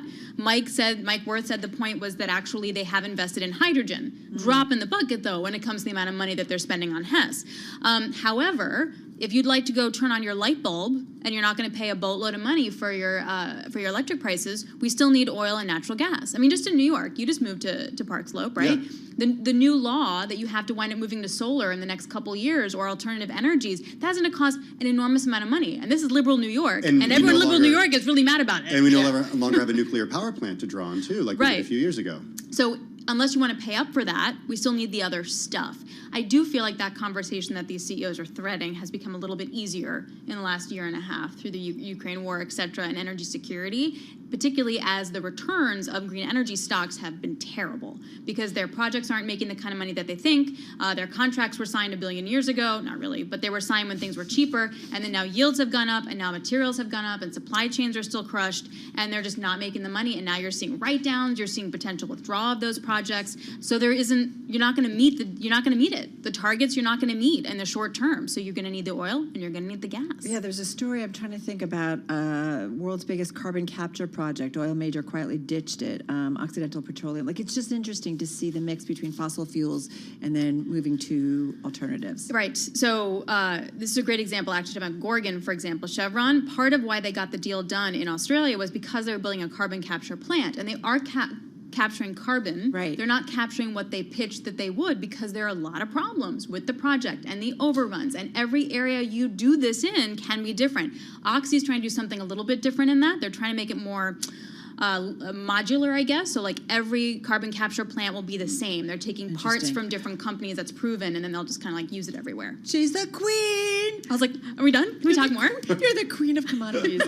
She's the queen of so much. Love it. Alex Steele, unbelievable stuff on this Thanks, deal. guys, for having me. I really appreciate it. So appreciate her. Catch her every morning on Bloomberg TV. Let's get a check down on the latest world and national news. We've got Denise Pellegrini. Hey there, guys. We've got a lot going on in the Middle East. 2 more hostages have been released by Hamas. Egyptian television says both women crossed the border at Rafah thanks to Egypt's efforts. Fighting between Israel and Hamas in Gaza and also with Hezbollah in Lebanon continues. President Biden says he can talk about a ceasefire after all the hostages are released. Wall Street Journal says Gaza hostage talks are held up over Hamas' demand for fuel. Israel says it will allow fuel delivery if all those hostages are released. And U.S. forces seeing an uptick in drone attacks in Iraq and Syria, according to National Security Council spokesperson John Kirby. At the direction of President Biden, the Secretary of Defense has ordered the military to take steps to prepare for this, to ensure that we're postured appropriately, both in terms of being able to defend our forces and respond decisively as needed. And Kirby briefing reporters there at the White House. U.S. took a dangerous step back from the global stage recently, and now we're paying the price, according to Terry Haynes, founder of Pangea Policy. There's been kind of a muddle in United States geopolitical leadership ever since the withdrawal from Afghanistan a couple of years ago. It seems clear in retrospect that what ended up happening was a very bad signal was sent to those who wish this country ill, and we're now scrambling to recover that. Haynes on Bloomberg surveillance. And here's a weird one. An off-duty Alaska Airlines pilot under arrest in Portland after reportedly attempting to take control of the aircraft. Here's part of that plane crew's communication with air traffic. Well, we've got the occupant. He's handcuffed and he's in an aft-back jump seat when law enforcement arrives. And right now he's staying calm. Yeah, so that's what it sounded like on live ATC Net. 44-year-old Joseph Emerson now under arrest for that. Global News, I'm Denise Pellegrini. This is Bloomberg.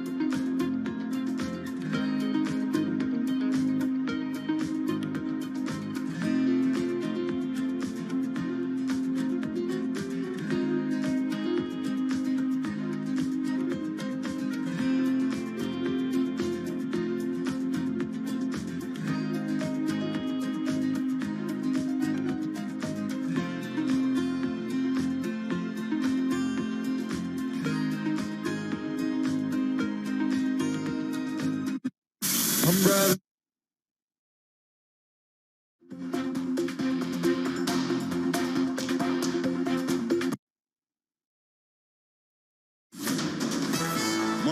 headlines, and breaking news 24 hours a day at Bloomberg.com, on Bloomberg Television, and the Bloomberg Business app. This is a Bloomberg Business Flash.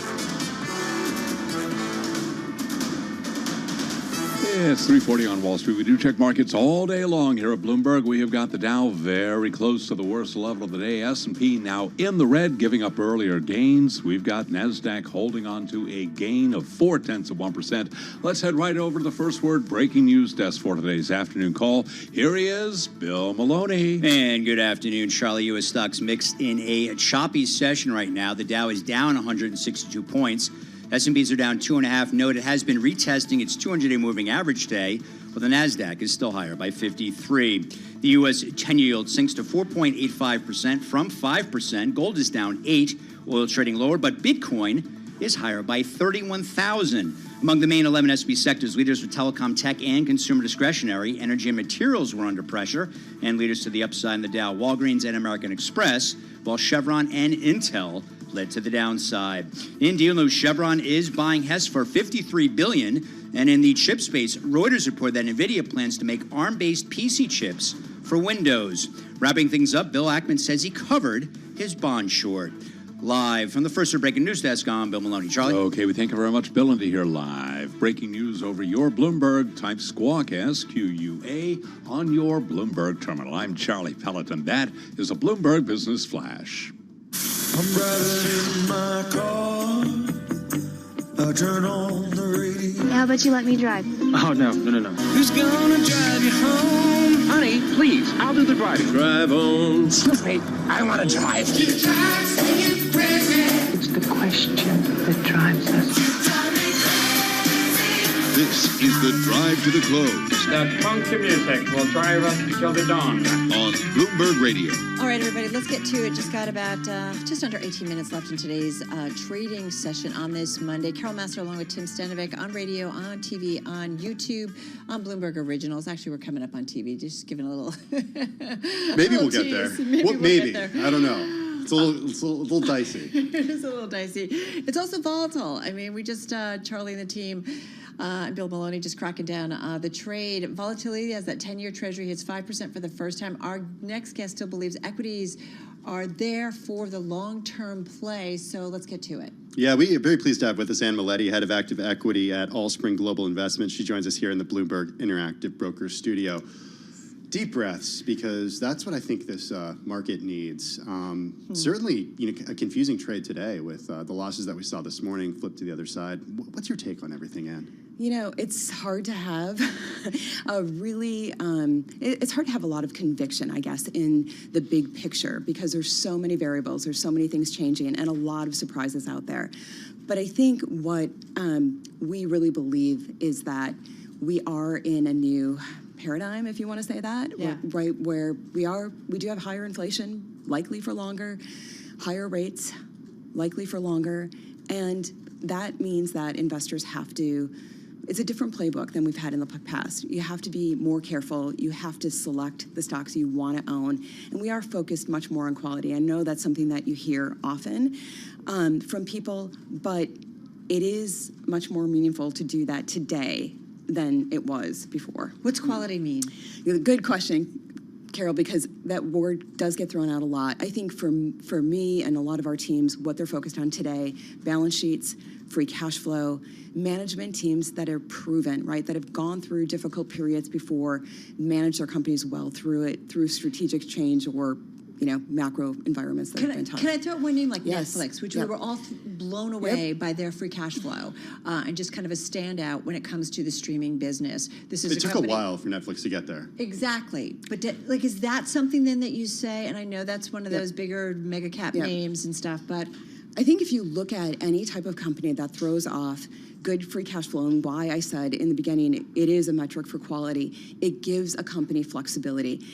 Balance sheets do, strong balance sheets do, but free cash flow does. And look at, the example you gave is a good one, because it's a company that has been able to reinvent itself and pivot. And I think you don't know, none of us know exactly what lies ahead, but given the ability to pivot is really important. What's a world with the 10-year at 5% mean for equity investors? I think it means that it's going to be tougher, that there's no free lunch, that not everyone's going to win, not all companies are going to work, and so you have to be selective.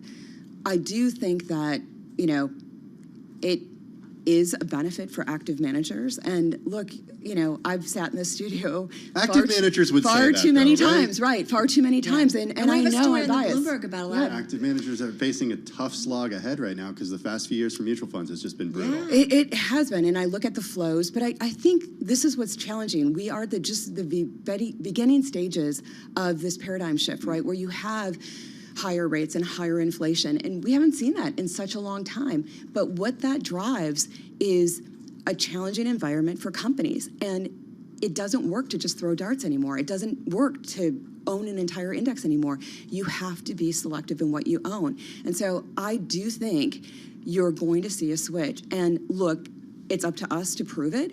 You gotta drive performance through stock selection. And so, yeah, we're starting to see that. And I know you can't whittle down into specific names, right? But can you give us an idea of like areas that you think investors should be checking out here and then doing their homework on? Yeah, I do think, the Russell 2000 hit a 52-week low. It's gotten beaten up. Now, some would say it's leading us to maybe the fact that we are close to a recession. I would say risk versus reward is starting to look more favorable. We know that small caps do go down ahead of a recession, but coming out of a recession, they do really, really well. So might be a little early, but I would start selectively choosing names in the small and mid cap area. I also think healthcare, very beaten up, hasn't worked well. Multiples, again, of select companies that are really high quality. Does that include very pharma good. and like biotech? There's been so many companies picking up some of these biotech names. We've seen a lot of M&A activity. Again, I would say select biotech that has the capital available already, that they don't need to go out and, get more capital, but they might have drugs that throw off free cash flow. Med tech also looks interesting. That's another area. Again, the other defensive areas, staples, underperformers. What is your outlook for a recession? I do think, again, it's coming. It's not, is it coming? It's when it's coming. And that's been, everybody, I wish I had a nickel for every right, time. exactly. I'm humble enough to say, Yeah. I don't know. Nobody knows. I wish I did, right? But we don't have the crystal ball.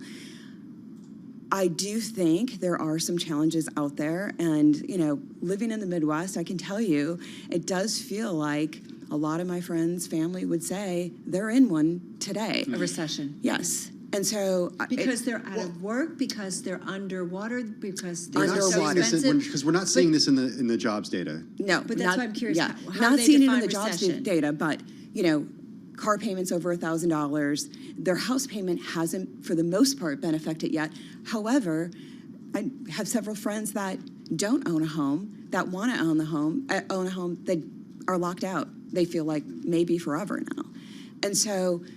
In food inflation. So it's very telling. Yes. And so, if you are living on a budget and you don't have a savings, it's a really, really tough environment. But again, we talk about the consumer and the consumer strength.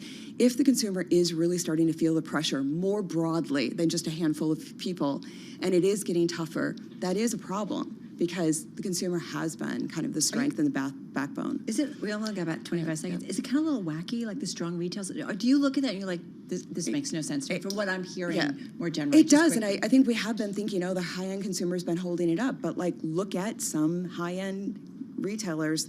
They have been telegraphing they too are seeing softness. So again, the numbers we've seen are the numbers behind us. We'll see what the numbers going forward look like. God, I feel like Gina, very... Dour? A little bit, yeah. That being said, I would say there still are opportunities in equity. Long term. The economy, it's hard to be bullish. Sorry, Ann, we don't have any time for good news. I know. I'm sorry, we're I out don't of have time. any time for the bullish side of you. Ann Mileti, come back, always welcome. Head of Active Equity, so solid. She's at Alice Spring Global Investments right here in studio. Be well, kiddo. Thank you.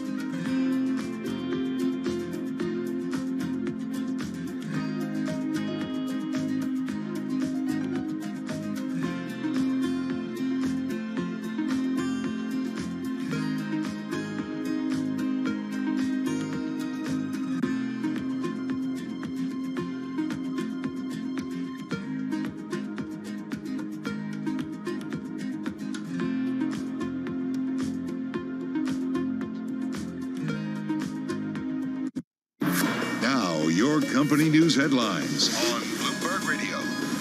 From Bloomberg World Headquarters, I'm Charlie Pellet. Microsoft says it will invest $3.2 billion in Australia to expand its cloud computing and AI infrastructure over the next 2 years in what the company describes as its largest investment in Australia in 4 decades. Microsoft shares today, they're higher by 0.9%. It's the deal everybody's talking about in the energy industry. Chevron buying Hess Corp for $53 billion, a deal aimed at boosting production growth in the U.S. oil industry as it bets on an enduring future for fossil fuels. And with more on the story, here's Bloomberg's Tom Busby. Charlie, it's an all-stock transaction. Chevron paying $171 per share for Hess, a premium of about 10% to the 20-day average price.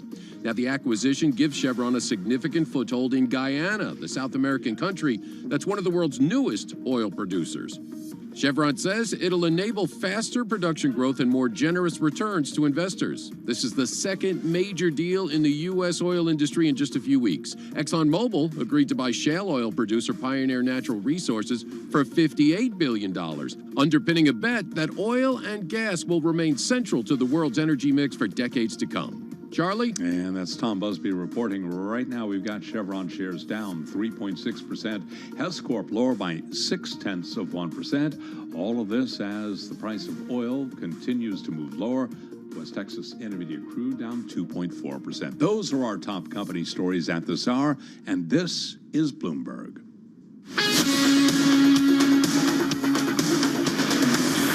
This is Bloomberg Business Week with Carol Messer and Tim Stenevec on Bloomberg Radio. All right, everybody, it's only Monday, Lemon. It's going to be a big week, Carol. We got you and I have a little trip to Philly later this week. We do. That should That'll be fun. good. Yeah, it'll be Schwab good. Investment Conference, like we'll be talking to a lot of investment professionals, so it'll be interesting to see what the tone is about kind of where we are and where we go from here. Impact 2023, if you'll be there, send us an email, send us an IB. A lot of things impacting the markets. Yeah, please, tell us what you want to know. We would love to hear. We'll be there Wednesday and Thursday. Having said that, just got a few minutes left in today's trading session. We're going to head over to our TV colleagues. Scarlett and Romaine. Katie, She was there earlier. She leaves early. She's got to go. On banker She's got hours. stuff to do. She's got stuff to do. In the meantime, this was a story. I was kind of reading a lot about this over the weekend. This has to do with a big web summit event that happens, I believe, in Europe. Yeah, it's in Portugal. Right. And the CEO, Patty Cosgrave, I should say, stepping down from his role as chief executive of Web Summit after he made some remarks following the attacks on Israel earlier this month. It caused some really high-profile attendees to basically said, nope, not going to be there. We're talking about folks from Alphabet, Meta. They pulled out of the show, and so Even some high-profile speakers yeah. as well, Carol. Here's what he said in a statement. Unfortunately, my personal comments have become a distraction from the event and our team, our sponsors, our startups, and the people who attend. I sincerely apologize again for any hurt that I've caused. We should note that he did post some comments on Twitter. Yep. I guess it's called X now, that said, quote, war crimes are war crimes even when committed by allies. That was directed at Israel's response to Hamas. The remarks, Carol, caused a backlash from a number of venture capitalists and tech founders. Yeah, he did post an apology on Web Summit's blog a few days after making that comment on Twitter, X, whatever the heck you want to call it, and said he was sorry for causing, quote, profound hurt with the timing and content of his statement. It wasn't enough to stop a campaign calling for speakers and sponsors to pull out of that show, which had more than 70,000 attendees last year. So you're talking about Google, Meta, Amazon, Intel, Siemens, Stripe. A bunch of VC venture capitalists said they had canceled plans to come to the show. So, yeah, a lot. I wonder who's going to become CEO. We should note that the company will appoint a new CEO as soon as possible, and the show will go ahead as planned. By the way, Matt Miller says he's calling it Twitter. I think I'm just going to go with Twitter. Yeah. I don't even know what an X okay, is. agree to agree, Carol. Let's do it. All right, let's do it. We're all in on this. All right, folks, don't go anywhere. We're heading over to our TV colleagues. We're going to count you down to the close on this Monday. Beyond the Bell starts now.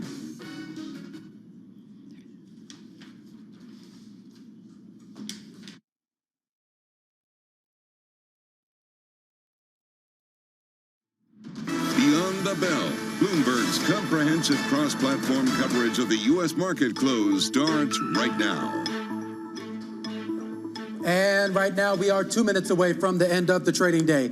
Romaine Bostic alongside Scarlett Fu. We're counting you down to the closing bell. You're here to take us beyond the bell. It's a global simulcast with Carol Massar and Tim Stenovic. Welcome to our audiences across all of our Bloomberg platforms. Another herky-jerky day here in markets, Carol Massar, but the net effect of it all is most of the major indices right now are in the red, and this looks like we're continuing a downtrend that has really unfolded over the last couple of months here. So what do we have? 40% of the market cap reporting this week. Can they turn it around, including some big mega cap tech names? We'll see whether or not this trading trend continues in terms of equities. However, one group that's really outperforming, anything that seems to do with leisure, travel, hospitality. I'm looking at the S&P Super Composite Restaurants and Leisure Index up 2.6%. Super Composite Hotel Index up about 1.6%. I'll tell you a little bit why Carnival's on the move in a moment, but nonetheless, Scarlett, that world is on a tear. I'm looking at the intraday chart of the S&P 500. It's just slow rise up and the slow descent. Is this what it looks like when there's no Fed speak? Well, I don't know. I woke,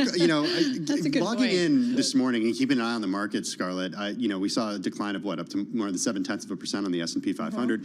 Then just moved higher for most of the day, and now it's declining. I kind of thought today was going to be a fourth down day in a row. Well, it's funny. Well, it will be, I guess, but not significantly.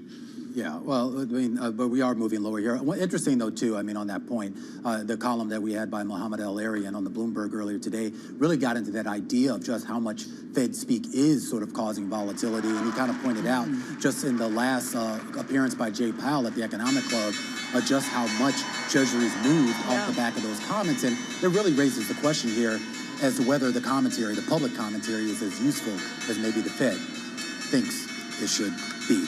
All right, we are getting the closing bells here in New York. Let's round out the day with the Dow Jones Industrial Average down almost 200 points, or roughly 0.6% here on the day. The NASDAQ Composite is going to hold in the green, up by about 34 points, or about 0.3%. And you can thank most of the Magnificent Seven for keeping that afloat. But take a look at the S&P 500. A trade today below 4,200, a close above 4,200, but still down 0.2% on the day. A fifth straight day of declines. That's the longest daily losing streak for the S&P 500 in 2023. The Russell 2000 also lower on the day. Carol, down by 0.9%. All right, and a quick check on the S&P 500. Romain, if I dig a little bit deeper, you're talking about most names in the index, 375 to be exact, to the downside, 137 higher, one unchanged. But, you mentioned volatility, and Scarlett, if you look at the VIX, it's actually down about a point in today's session, which how do you get your head around that considering the trade that we saw today? Yeah, well, I mean, the moves were not, actually they were for the S&P 500, but the VIX has not been the greatest signaling tool for a while now. Let's take a look at the sector performances. 7 out of 24 groups finishing in the green, and as Romain mentioned, Magnificent Seven, and you can see that with chip makers, media, entertainment, software services leading to the upside. On the downside, you've got transportation stocks, energy, and banks all down by at least 1.5%. All right, let's get to some of the individual gainers in the S&P 500 and the NASDAQ 100. Top in both of those is Walgreens Boots Alliance. That stock up as much as 6% at its highs today, finishing the day with about a 3.3% gain. JP Morgan coming out, raising the company's rating to overweight from neutral. The analysts there saying there is clearly work to be done. Talks, though, about this healthcare-focused management team, a refreshed healthcare-focused management team, and a lowered but credible bar. She really puts a lot of focus on the new CEO, Tim Wentworth, bringing what he brings to the company, especially his expertise, his knowledge in the healthcare space. So definitely singling that one out. Do you want to mention Carnival? I talked about hospitality and leisure, really on a tear today. This was a top name in the S&P 500 earlier today. One of the company's corporate directors, Randall Weissenberger, reported an insider stock transaction to the S&P, so buying about $1.15 million worth of shares. Stock's down about 19% in the past month, so maybe he saw a little bit of a bargain there. It is up about 43% year to date. Airbnb, again, that hospitality leisure outperformance today. This was top in the S&P and NASDAQ 100.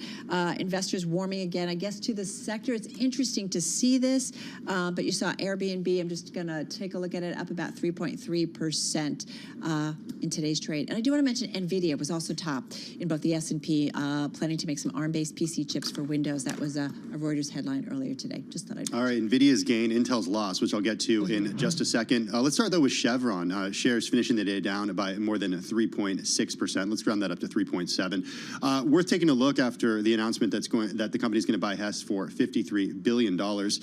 We know the details. We've been talking about them all day. $171 per share for Hess. It's a premium to about 10% of the 20-day moving average price. The acquisition will give Chevron a significant foothold in Guyana. That's the South American country that borders Venezuela, Brazil, and Suriname that have found oil over the last 10 years. Let's look at shares of Intel. Carol mentioned this, but just in the last hour, Reuters reported that NVIDIA is using ARM Holdings tech to develop chips that would challenge Intel processors in personal computers. Shares of Intel falling just after that report, which Bloomberg ended up matching. Shares of Intel falling by 3% today. We should note that it ratchets up competition between the two semiconductor makers and continues that fight between them. And then FMC, the worst performer in the S&P 500 on a percentage basis today. It fell by as much as 26% earlier today. It was the biggest intraday drop since 2020. The company's slashing its adjusted earnings per share guidance for the third quarter. In the wake of that, Wells Fargo cut its price target amid weaker trends in Latin America destocking.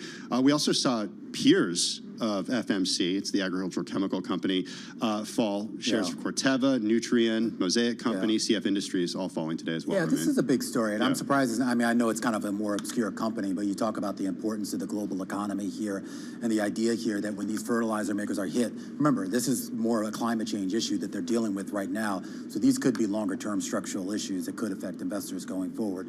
Let's check in on what happened in the Treasury market, and of course, everyone knows Scarlett was up at about 5 a.m. this morning, sometime around 5:40 a.m. New York time. We saw that 10-year yield scrape past the 5% mark for the first time going back to 07. As you can see on your screen, though, that did not last. We're actually down almost 15 basis points from where it was earlier in the session, and down 6 basis points from where we started this day.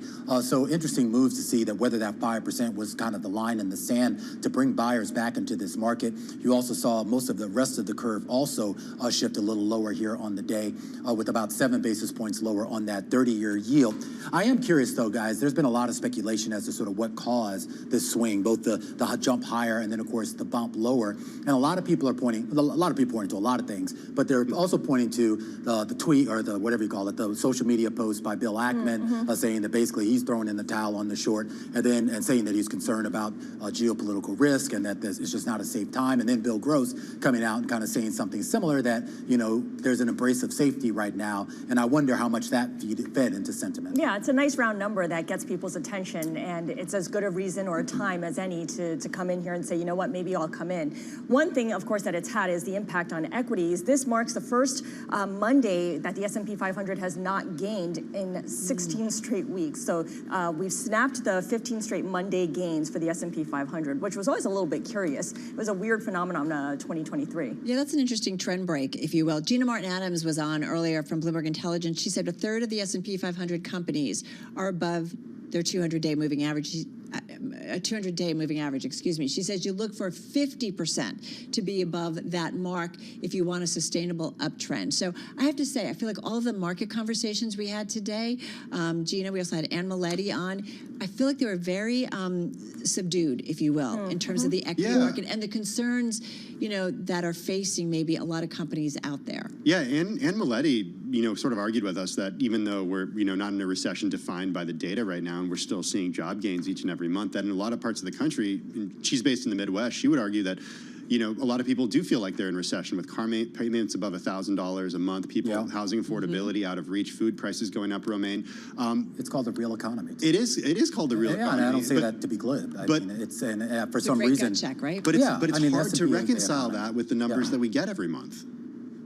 Yeah. Well, we asked her about, so what do you make of the retail numbers? She goes, I don't get it. I really don't get it, because you've seen even the high-end luxury that are supposed to be, you know, sustainable no matter what, and even you see some, you know, problems there. So it's confusing, I think, to say the least.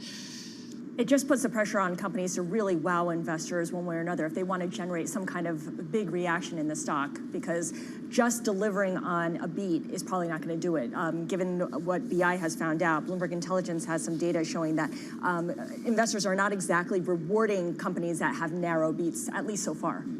So what does Microsoft do tomorrow, right? Like you think about some of the big ones. Does that kind of, I don't know, change the tone, the trend? I don't know. And we are in this vacuum where we don't have the Fed speak. Why would it? But I mean, that's the problem. I mean, if it's just going to be Microsoft and Nvidia and Apple, Amazon, and Meta. That's not a market. I'm sorry, it's not. That's a basket of stocks. Right, but it has definitely shaped the overall market trends often, right? And even though we talk about it being so concentrated in the handful of a few big names, it doesn't necessarily, it does swing the momentum. Well, okay, talk to me when they're buying oil and gas companies and fertilizer companies and, tractor companies and things like that. Yeah, I mean, I'm not knocking you. I'm just saying. No, I don't disagree, right? But we say it over and over again. Then we see that trend of like investors just moving into some of those names that aren't representative of the broader market, if you will. All right, I guess we have to wrap. All right, guys, that's it for the cross-platform coverage, radio, TV, YouTube, and of course, Bloomberg Originals. We will see you again, same time, same place tomorrow.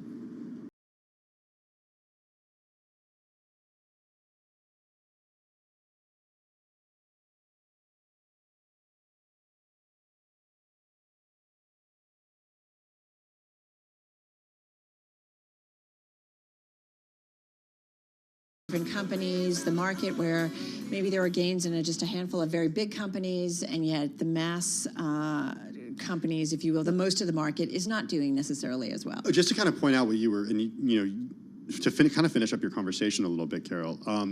The thing is the gains from the Magnificent Seven do end up powering the indices. And Romain made the comment that, that's a basket of stocks, but I would argue, that's the NASDAQ 100, and it's 25% of the S&P 500. Right, and people chase it and follow it, right? And money pours into it, so absolutely.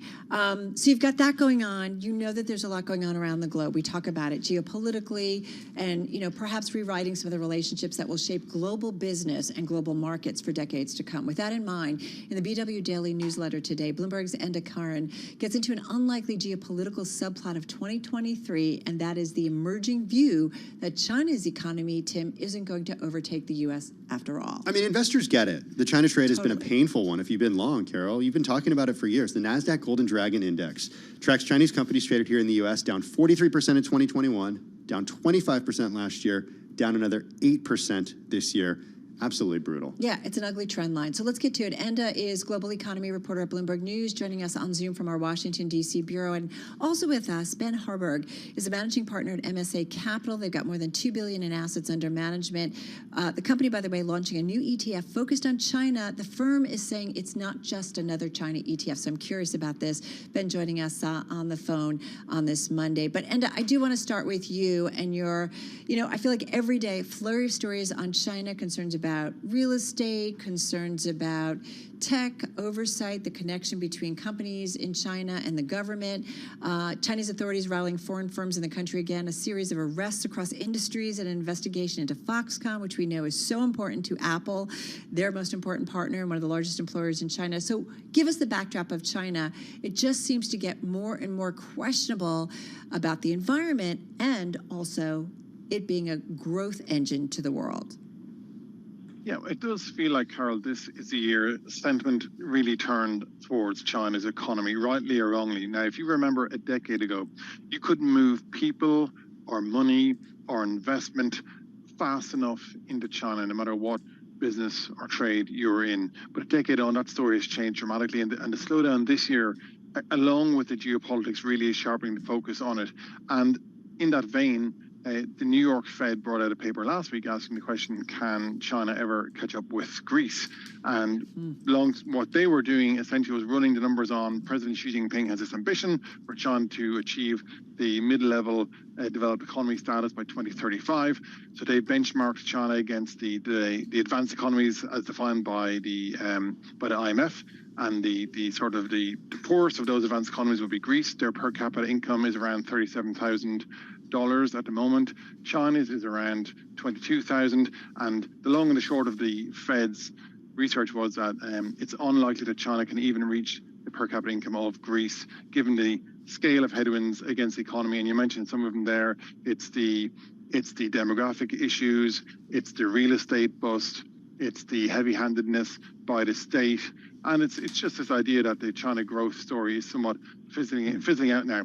Now, to be clear, there are still a lot of positives for China's economy. Highly innovative, leading the world in EVs and in solar power, for example, world-class infrastructure, very highly educated workforce. But the point of this New York Fed paper, and the point I think a lot of investors are saying now, is that won't be enough to get China where people thought it might once get to. Hey, Ben Harburg, come on in here, managing partner at MSA Capital. You launching a new ETF focused on China. Do you agree with this New York Fed paper? Give us your take on what Enda just had to say. I think it's a bit of a broad generalization. So you have, obviously, on a per capita basis, the numbers don't look great, but that's spread over a 1.4 billion person population. So it's not really a fair fight to compare it to Greece. What we try to zero in on are that emerging middle class, so that's 700 million plus individuals that are have discretionary income. And you look also at the top tier cities like the Beijing, Shenzhen, and even the second tier cities like a Qingdao.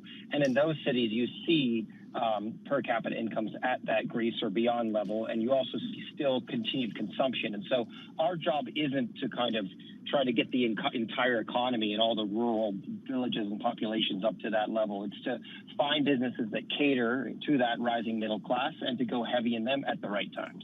Well, and so address that. Like, you know, you do wonder, right, in terms of a developing nation, although I always feel like China is a developing nation, but it's much more than that. Like, do you need to focus on, there are some parts where it's kind of off the charts in terms of how much progress China has made in its economy in some of those specific cities versus others? Yeah, and the population point that your guest just made, by the way, sorry, it's a perfectly good point that your guest just made.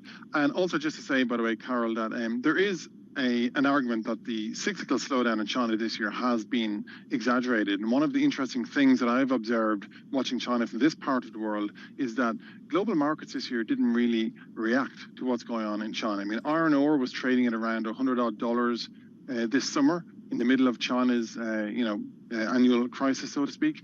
Even though the yuan was at its weakest since 2007, we didn't see the kind of volatility that it might have once triggered in global foreign exchange markets. And I think there's a view that in the consumer story, even though it didn't rebound back to what was expected in the post-COVID zero kind of world, the consumer story is still strong in China. And even as China's economy grows slower, it's growing on a much bigger base than it was even a decade ago. So slower growth on a bigger pie. So to be clear, and the Fed paper as well, I should say, they do make it clear there is a positive case to be made for China's economy. Hey, Ben, come on back in here. As we mentioned, MSA Capital is launching a new ETF focused on China, but the firm argues that it's, quote, not just another China ETF. So what exactly is it? Well, so what's defined most investors' reluctance to get into China when it comes to non-fundamental issues? So there's obviously a fair bone to pick with China on the economic front. But when you think about those folks that are convinced still of the China upside, the long-term growth story, again, that scale of the middle class, the fact that many of the fundamentals are still in our favor, that we're a third of the U.S. credit card debt per capita, that our interest rates are still, only about 3.5%. The scale of our GDP, the pace of our GDP growth at scale. So if you're convinced of that economic story in the long term, there are still folks that are running away from the market for non-fundamental reasons, and they fit into two baskets. Either they don't trust the Chinese regulatory regime, and they just feel like it's unpredictable as to what will come down the pipe in terms of how they adjudicate upon sectors or principles of large technology companies. And then they're also, of course, fearful of geopolitics. They're fearful of investing in Chinese companies that might have dual use kind of civil military fusion applications, both that contribute American value, that challenge American technological or economic supremacy. And so what we've tried to do is address both of those with this ETF. So on the China front, we have over 15 investment professionals on the ground in China. We've invested over $2 billion there and effectively navigated over the course of the last 7 years away from all of the regulatory hotspots. We didn't invest in the education technology space, or we didn't invest in peer-to-peer lending or gaming, the sectors that the government had kind of cut down upon. And we did so for very systematic and thoughtful reasons, years ahead of schedule. likewise, on the U.S. side, the way we navigate that and help our investors not fear being called up in front of their investment committees or their investors on again, those kind of national security or moral grounds is we instituted a political risk board of ex-White House officials, government, military officials, people from Treasury and Commerce that help us screen all of our companies in our portfolio. Obviously, it's table stakes that they're all high alpha businesses, but we screen them for whether or not downstream or upstream military applications, anything that contravenes U.S. values, things that hurt. Ben, hang on for a second. We're going to continue this conversation because I'm curious about what the economist might ask the fund manager, the economist. We're going to come back and continue in just a moment. This is Bloomberg Radio.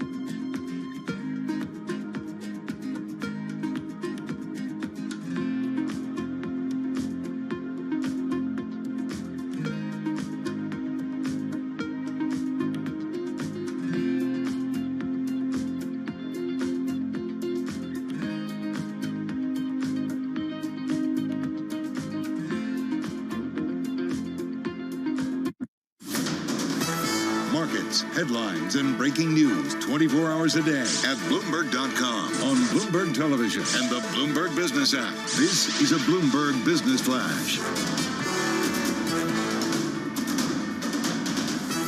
It's 4:21 on Wall Street. We do check markets all day long here at Bloomberg. Turned out to be a mixed Monday. The Dow, the S&P both lowered. NASDAQ did advance, but after several twists and turns, choppy session, the S&P closed at the lowest since May, down 7 points, with the S&P now at 42.17, a drop today of 0.2%.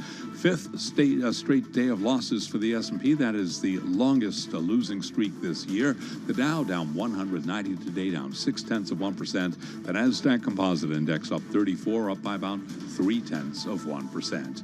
10-year yield 4.84%, with a 2-year 5.06%. Gold down $8.50 the ounce to $19.73, down 0.4%. While West Texas Intermediate crude was down 2.3%, 86.07 a barrel on WTI. The day's mega deal: Chevron buying Hess Corp. Chevron down 3.7%. Hess lower by 1.1%. I'm Charlie Pellet. That is a Bloomberg Business Flash. All right, Charlie, thank you so much. Charlie Pellet with the Bloomberg Business News Flash. You're listening and watching Bloomberg Business Week on this Monday, October 23rd. Carol Massar, Tim Stanovic, live at Bloomberg headquarters in New York City. We are talking with Enda Curran, global economy reporter at Bloomberg News. Has a great column out in BW Daily looking at China and some research out of the Fed. And then we also have still with us Ben Harburg, managing partner at MSA Capital. They've got $2 billion in assets under management. They're just launching a new ETF focused on China.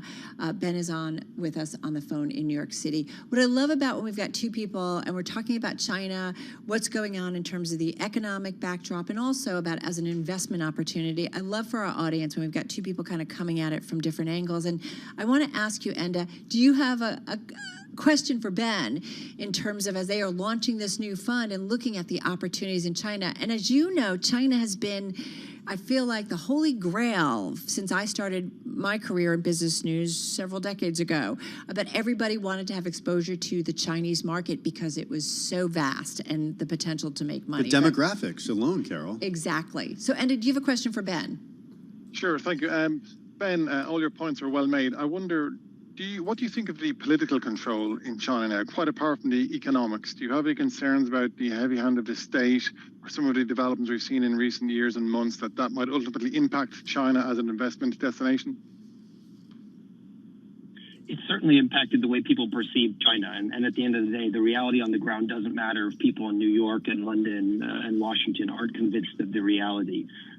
I believe that in China, there's a Faustian bargain between the government and the population. You get certain civil liberties in return for a better tomorrow when it comes to economic advancement. And that the government side of that bargain hasn't been met over the last year. A lot of it undermined by zero COVID and the perceptions they could organically, without significant stimulus, kind of elevate the country out of the economic doldrums that we faced over the last couple of years. I think they're kind of starting to get that message. It's been a drip feed of stimulus to date. We were actually a little disappointed with the economic numbers that came out of Q3 just because they weren't bad enough that they might force the government's hand. But overall, I believe that the government has to and will continue to stimulate the economy, keep up their side of that bargain, even if from the outside it seems like they're taking back control, they're reducing the power of the private sector. At the end of the day, the economy has to move forward and they have to match those growth numbers. Well, and to pile on what Enda said, Ben, you know, we did talk about the story about China authorities, a series of arrests across some industries, including, I guess, an investigation to Foxconn Technology. Anybody who listens and watches Bloomberg knows this company so well, Apple's most important partner and one of the largest employers in China. So when you have stuff like this come out, it's got to be, Ben, a little unsettling for investors again about like, okay, now what? Certainly. And again, one of the biggest flaws, I think, in the way that they manage their economy is they don't do a good job of forecasting, foreshadowing, and explaining the rationale behind these investigations or interventions, why they've taken certain kind of measures against whole industries or certain companies. It's just very poorly communicated. And maybe that's growing pains. Obviously, it's probably a little mature to not have refined that to this point. But that's, I think, what things struggle with. And that's, again, why it's so hard to trade China sitting in New York or London or even Hong Kong. You have to be on the ground physically near the regulators with a close ear to the ground to understand why things are happening and get well ahead of them. Ben, wanted to give you a chance to do the same thing Enda just did. Enda, of course, global economy reporter here at Bloomberg News. Feel free to throw a question his way. I'm curious what your bull case is for the Chinese economy over the coming year. Our view, obviously, is that we're in kind of a counter-cyclical environment now where maybe China is about where the U.S. was in 2020. Curious how you view and what upside you think comes. Well, one of the interesting things, I think, post-COVID zero, there was a huge expectation, Ben, that China would have a V-shaped rebound, and that's now disappointing people. But actually, I think that disappointment might be overstated because we forget that in 2020 and 2021, China had a pretty good pandemic, right? When the rest of the world was falling over, China's exports were going gangbusters, the consumer was doing okay, and that even lasted into 2022 before things obviously started to unravel. So I think the framing of the downturn in China this year needs to be just recalibrated a bit, that yes, it wasn't the kind of Western pent-up demand V-shaped rebound, but actually on the ground, the consumers not doing as bad as I think popular perception might make out. And the other point I would say is that if they can fix the real estate story, then at least on the macroeconomic side of things, if that can at least bottom out, I think that would be a big part of the turnaround story in China. What I would say, though, I think the political story and the security story, that's a whole other issue, and I think that's the big question mark over the broad China outlook right now. Yeah, it's really fascinating. I'm, as everybody knows We're here, going to talk about that a little later, too. I'm obsessed with 60 Minutes did it, the Five Eyes, the spy chiefs in the U.S., in the U.K., in Australia, Canada, just concerned about the role of China in really industrial espionage, basically, and seeing that as our big threat going forward. But we're going to get into that a little bit more later on. Ben, I want to go back to what you said earlier about, your team on the ground and what they are seeing specifically. And then you talked about this political risk board. So I'm curious what your team on the ground is seeing specifically and what the biggest risks are when it comes to Chinese investing, according to your board. So on the China side, obviously the biggest risks we're looking out for are the kind of ongoing trends within the Chinese regulatory infrastructure, and those are antitrust. So them coming back and regulating some of the larger tech giants and those that have achieved kind of monopolistic control across a wide array of sectors and gotten a lot of licenses that they probably wouldn't be granted in the West. We're also looking out for companies that appear to be kind of predatory or addictive. So that's gaming companies or people giving high interest loans. On the U.S. side, what we're looking out for are companies kind of that downstream or upstream in terms of their supply chain, or downstream customers are using that technology for military application, or are using that technology to kind of perpetuate any of those things that will counter American values. So surveillance, human rights abuses, things that are coming out of Xinjiang, for instance, something along those lines. So that's where our sensitivities lie. And we're actually weeding out a lot of companies that other ETFs and other fund managers have very heavily traded in their portfolios, just because we know that there are some skeletons there. So, Ben, what's left after you weed out all that? It's a lot of weeding. Surprisingly, quite a bit. So that, we've got a ton of companies in the consumer discretionary spending space, so beverage businesses, and QSRs, and other entertainment and travel businesses. There's a lot of businesses in the industrial space that are involved in improving the efficiency of the market as human capital costs have gotten higher. There's businesses, obviously, still in the technology space that are not falling afoul of those. So we actually have hundreds of companies to choose from, and we're whittled them down to about 40 on an active day-to-day traded basis. I do wonder too, and when you look at the Chinese economy in terms of, we talk so much about, certainly for the market cap, these big tech cap, big mega caps, I should say, names that really move the U.S. market overall. But when you look at the Chinese economy, the companies that really move the needle and really are responsible for so much of the growth are what today? Well, I need to check the composition, but the SOE companies certainly make up some of the biggest weightings on the stock market over there from memory, other than the tech companies, But this was the point I was trying to make earlier on, that I haven't seen that transmission from what's happening in China this summer spill over necessarily into global financial markets. If you'd stopped me earlier in the year and said, the China real estate crisis story wouldn't be getting any better, that the economic recovery broadly would be quite disappointing, that the yuan would have sank the way it did, etc., you would have said, wow, there'll be a spillover, keep an eye on iron ore prices, keep an eye on what's happening in regional currencies, etc. But it hasn't played out like that. So I think people are able to square off what's happening in China's economy right now. They kind of understand that part of it. The black box, or the unknown, for me, as I've said earlier, is going to be the political story and how that plays out, Carol. Hey, so makes sense. Hey, Ben, saved about 30 seconds for you. You talked about your approach for the fund or for this ETF that you guys are launching. What's one company that really kind of just is very representative of that strategy? And again, got about 35 seconds. Sure. Sure. So a company like Miniso, which is a chain, a little bit like Uniqlo or something like that. They also sell home goods, so low-cost fabrics and clothing and homewares, but one that, again, has a global footprint. They're operating in all kinds of markets that even the Targets or whatever of the world would struggle to sell in. One that we don't find controversial and one that has been growing like mad over the course of the last year and done very well on the stock market. I love that. It's not a name that we talk about, but it's going to make many About of us... 3% of the ETF. Yeah, love that, and make many of us search on it and check it out. Guys, thank you so much. Great round the world when it comes to China.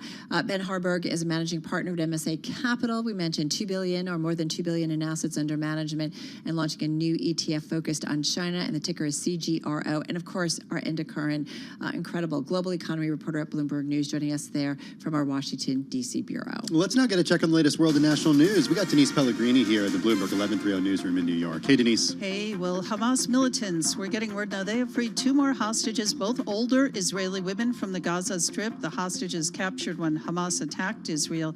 They were turned over to the International Committee of the Red Cross. National Security spokesperson John Kirby says the U.S. is working around the clock to release all U.S. hostages held by Hamas.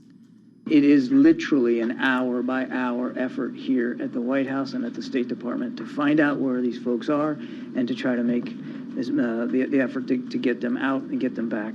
Kirby speaking in a briefing. President Biden says they can talk about a ceasefire after all the hostages are released. Also, we get this from a U.S. defense official speaking to reporters, saying it is seeing an uptick in attacks on U.S. forces around the globe, and Iran's fingerprints are all over those attacks. House Republicans hearing from at least 9 contenders for the speakership tonight. Pennsylvania Congressman Dan Muser, one of them promising to approach the job with humility if he gets it. I would need Kevin McCarthy's help. I would need Steve Scalise's help. Fortunately, still the majority leader. We would truly be a team, and I would just be in that position. And Muser says he signed the pledge to support whoever gets the most votes for nominee, even if it's not him. And an off-duty Alaska Airlines pilot under arrest in Portland this hour after reportedly attempting to take control of a Horizon aircraft on its way to San Francisco yesterday. Here's part of that plane's cruise communication with air traffic control. Well, we've got the occupant. He's handcuffed and he's in an aft-back jump seat when law enforcement arrives. And right now he's staying calm. So that's how it sounded on liveatc.net. He was staying calm, but you can imagine what it was like on that plane. 44-year-old Joseph Emerson allegedly tried to shut off the engines of the aircraft by hitting the fire extinguisher buttons. Global News 24 hours a day and whenever you want it. With Bloomberg News Now, I'm Denise Pellegrini.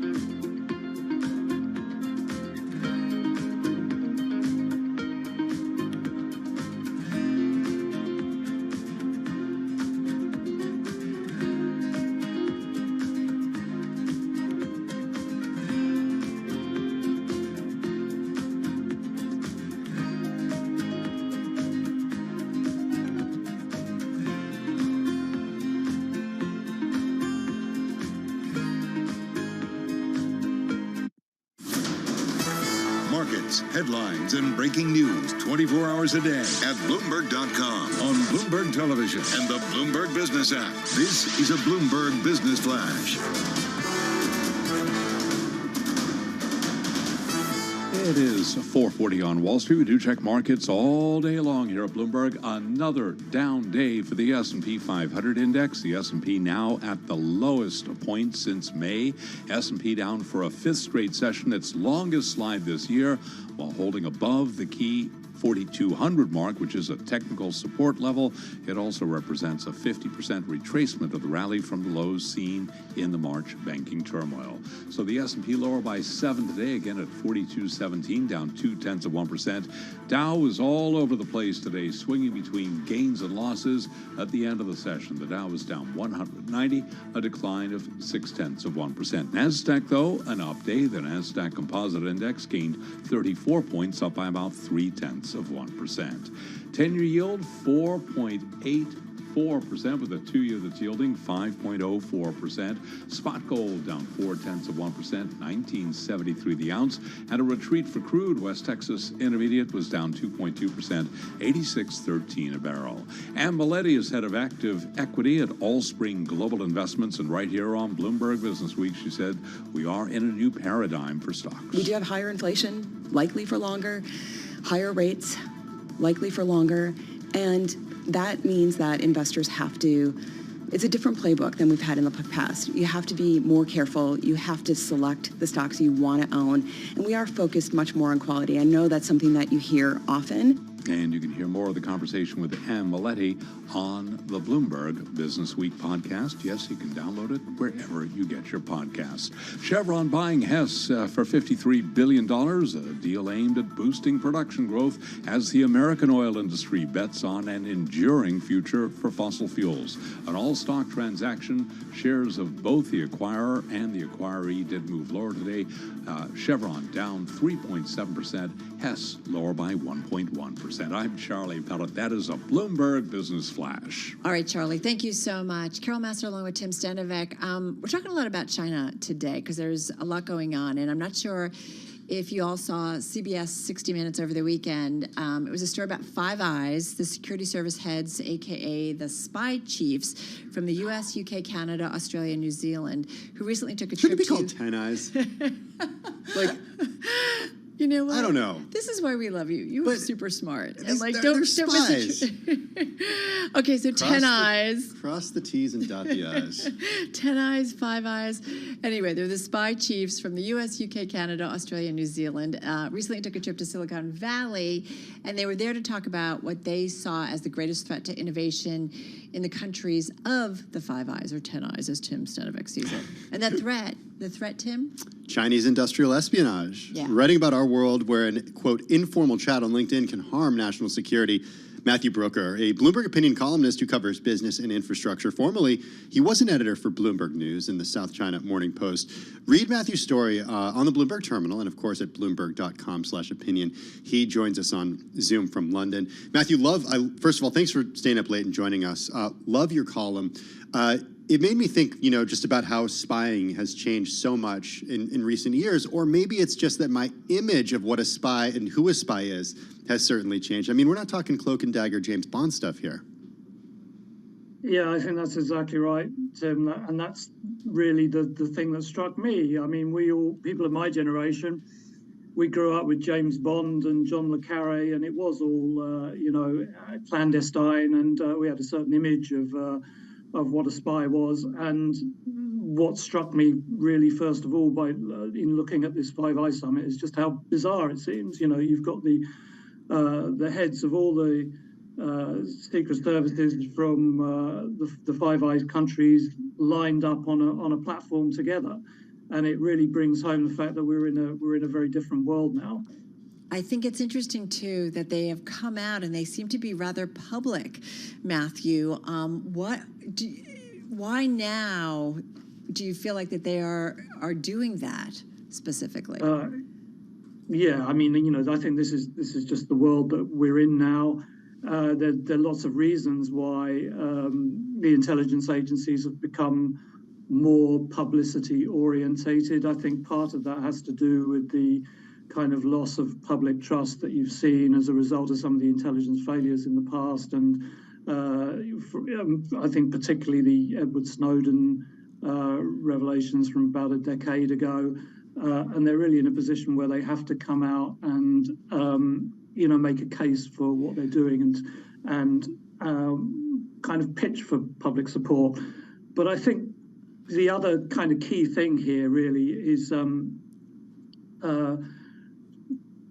I've just lost. No. Well, let me jump in for a moment, because your column, there's a line in the beginning, and you write, the spy chiefs maintained a pitch, perfect harmony to rival BTS. Chinese industrial espionage poses an unprecedented threat to innovation in the countries of the Five Eyes. This is from Christopher Wray, director of the FBI, telling the first public summit of this intelligence sharing alliance that happened at Stanford in the heart of Silicon Valley. It's not new, our concerns about China and industrial espionage, but it does feel at a time when we are understandably focused on what's going on in the Middle East.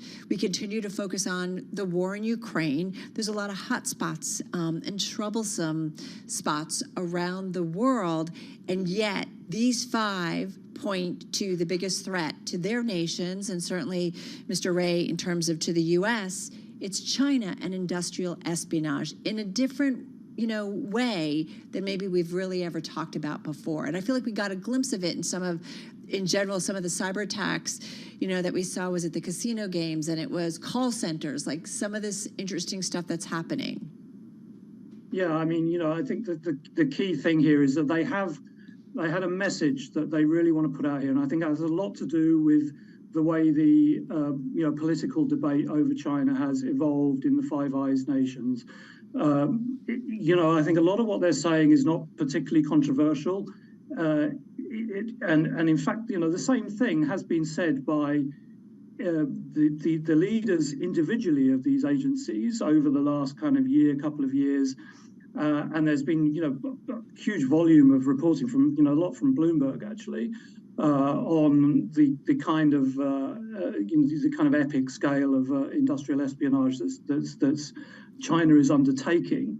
But I feel like when you ask why now, I think it's because the message has become a bit, muddied by the political debate. Because clearly there are countervailing forces here. I think it's not controversial or really disputed that China is a security threat, but at the same time, of course, China is still.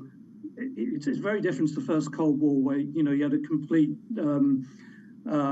dividing line between East it's and not West like that anymore. I mean, we're going to hear we're very symbiotically entwined with China, and we cannot ignore the fact that China is a very big economy and a very important part of the supply chain. And a kind of business and market opportunity as well. And when you hear politicians talk about China, of course they've always got that in mind. Right. And I feel like the intelligence agencies are kind of deliberately pushing back and saying, look, this is serious. You have to pay attention to this, and particularly talking to companies Matthew. and to public.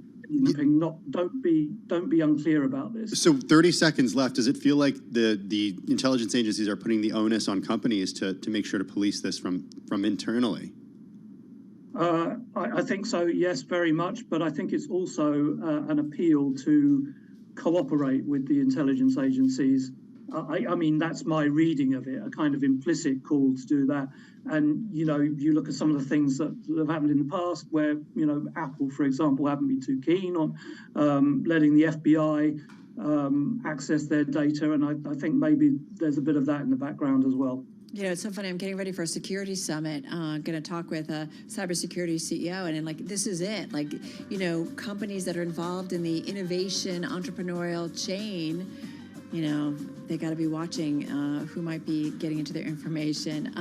Matthew Brooker, thank you for staying up. So wanted to do this story. So appreciate it. He's Bloomberg Opinion columnist, and a little Mission Impossible there for you. You're liking that, aren't you? it. He's dancing in the studio. All right, this is Bloomberg.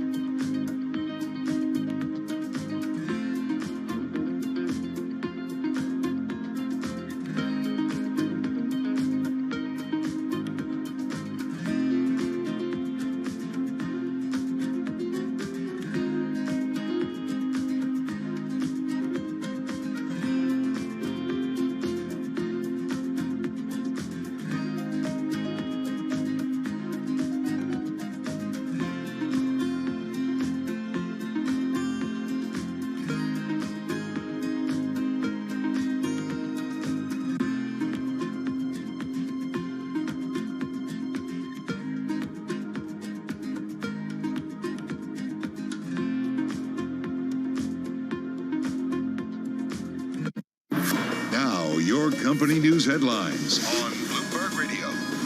From Bloomberg World headquarters, I'm Charlie Pelletodian. Capital analyst Dick Beauvais has cut his rating on Morgan Stanley to a hold from a buy, saying the bank is rudderless with no one to lead it into the company's next chapter. The downgrade comes as investors wait for management to name a successor to James Gorman, who said in May he planned to step down in the next 12 months. An ongoing share sell-off amid slumping investment banking revenue and a slowdown in wealth management is weighing on its shares. Today, we had shares of Morgan Stanley decline by just about 2%.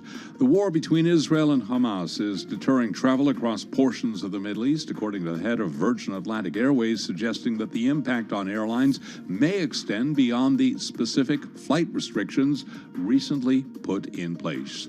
Shai Weiss is the CEO of Virgin Atlantic Airways, and on Bloomberg Radio this morning, he talked about the broader rebound in travel. We're probably about 95% of 2019 in terms of overall travel. In terms of the consumer, the retail side of it, we're probably at 115% in terms of revenue and about 95% of demand. But on the corporate side, we're probably around 75%. And you can hear more of that conversation on the Talks podcast. You can download it wherever you get your podcast. Chevron buying Hess Corp for $53 billion. Chevron down 3.7%. Hess down 1.1%. Those are our top company stories at this hour. And this is Bloomberg.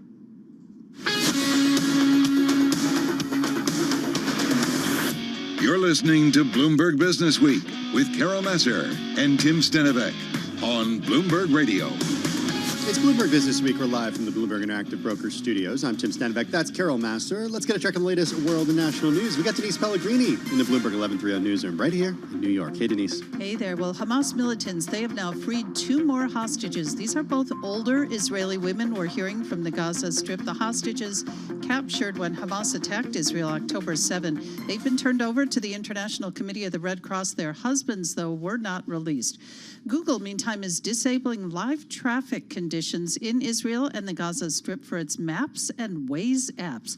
That is at the request of the Israeli military ahead of a potential ground invasion into Gaza. Here in the U.S., 5 Harvard Business School alums, including Senator Mitt Romney and hedge fund manager Seth Klarman, are accusing Harvard of ignoring the safety of Jewish students amid all the pro-Palestinian protests, they say, on campus.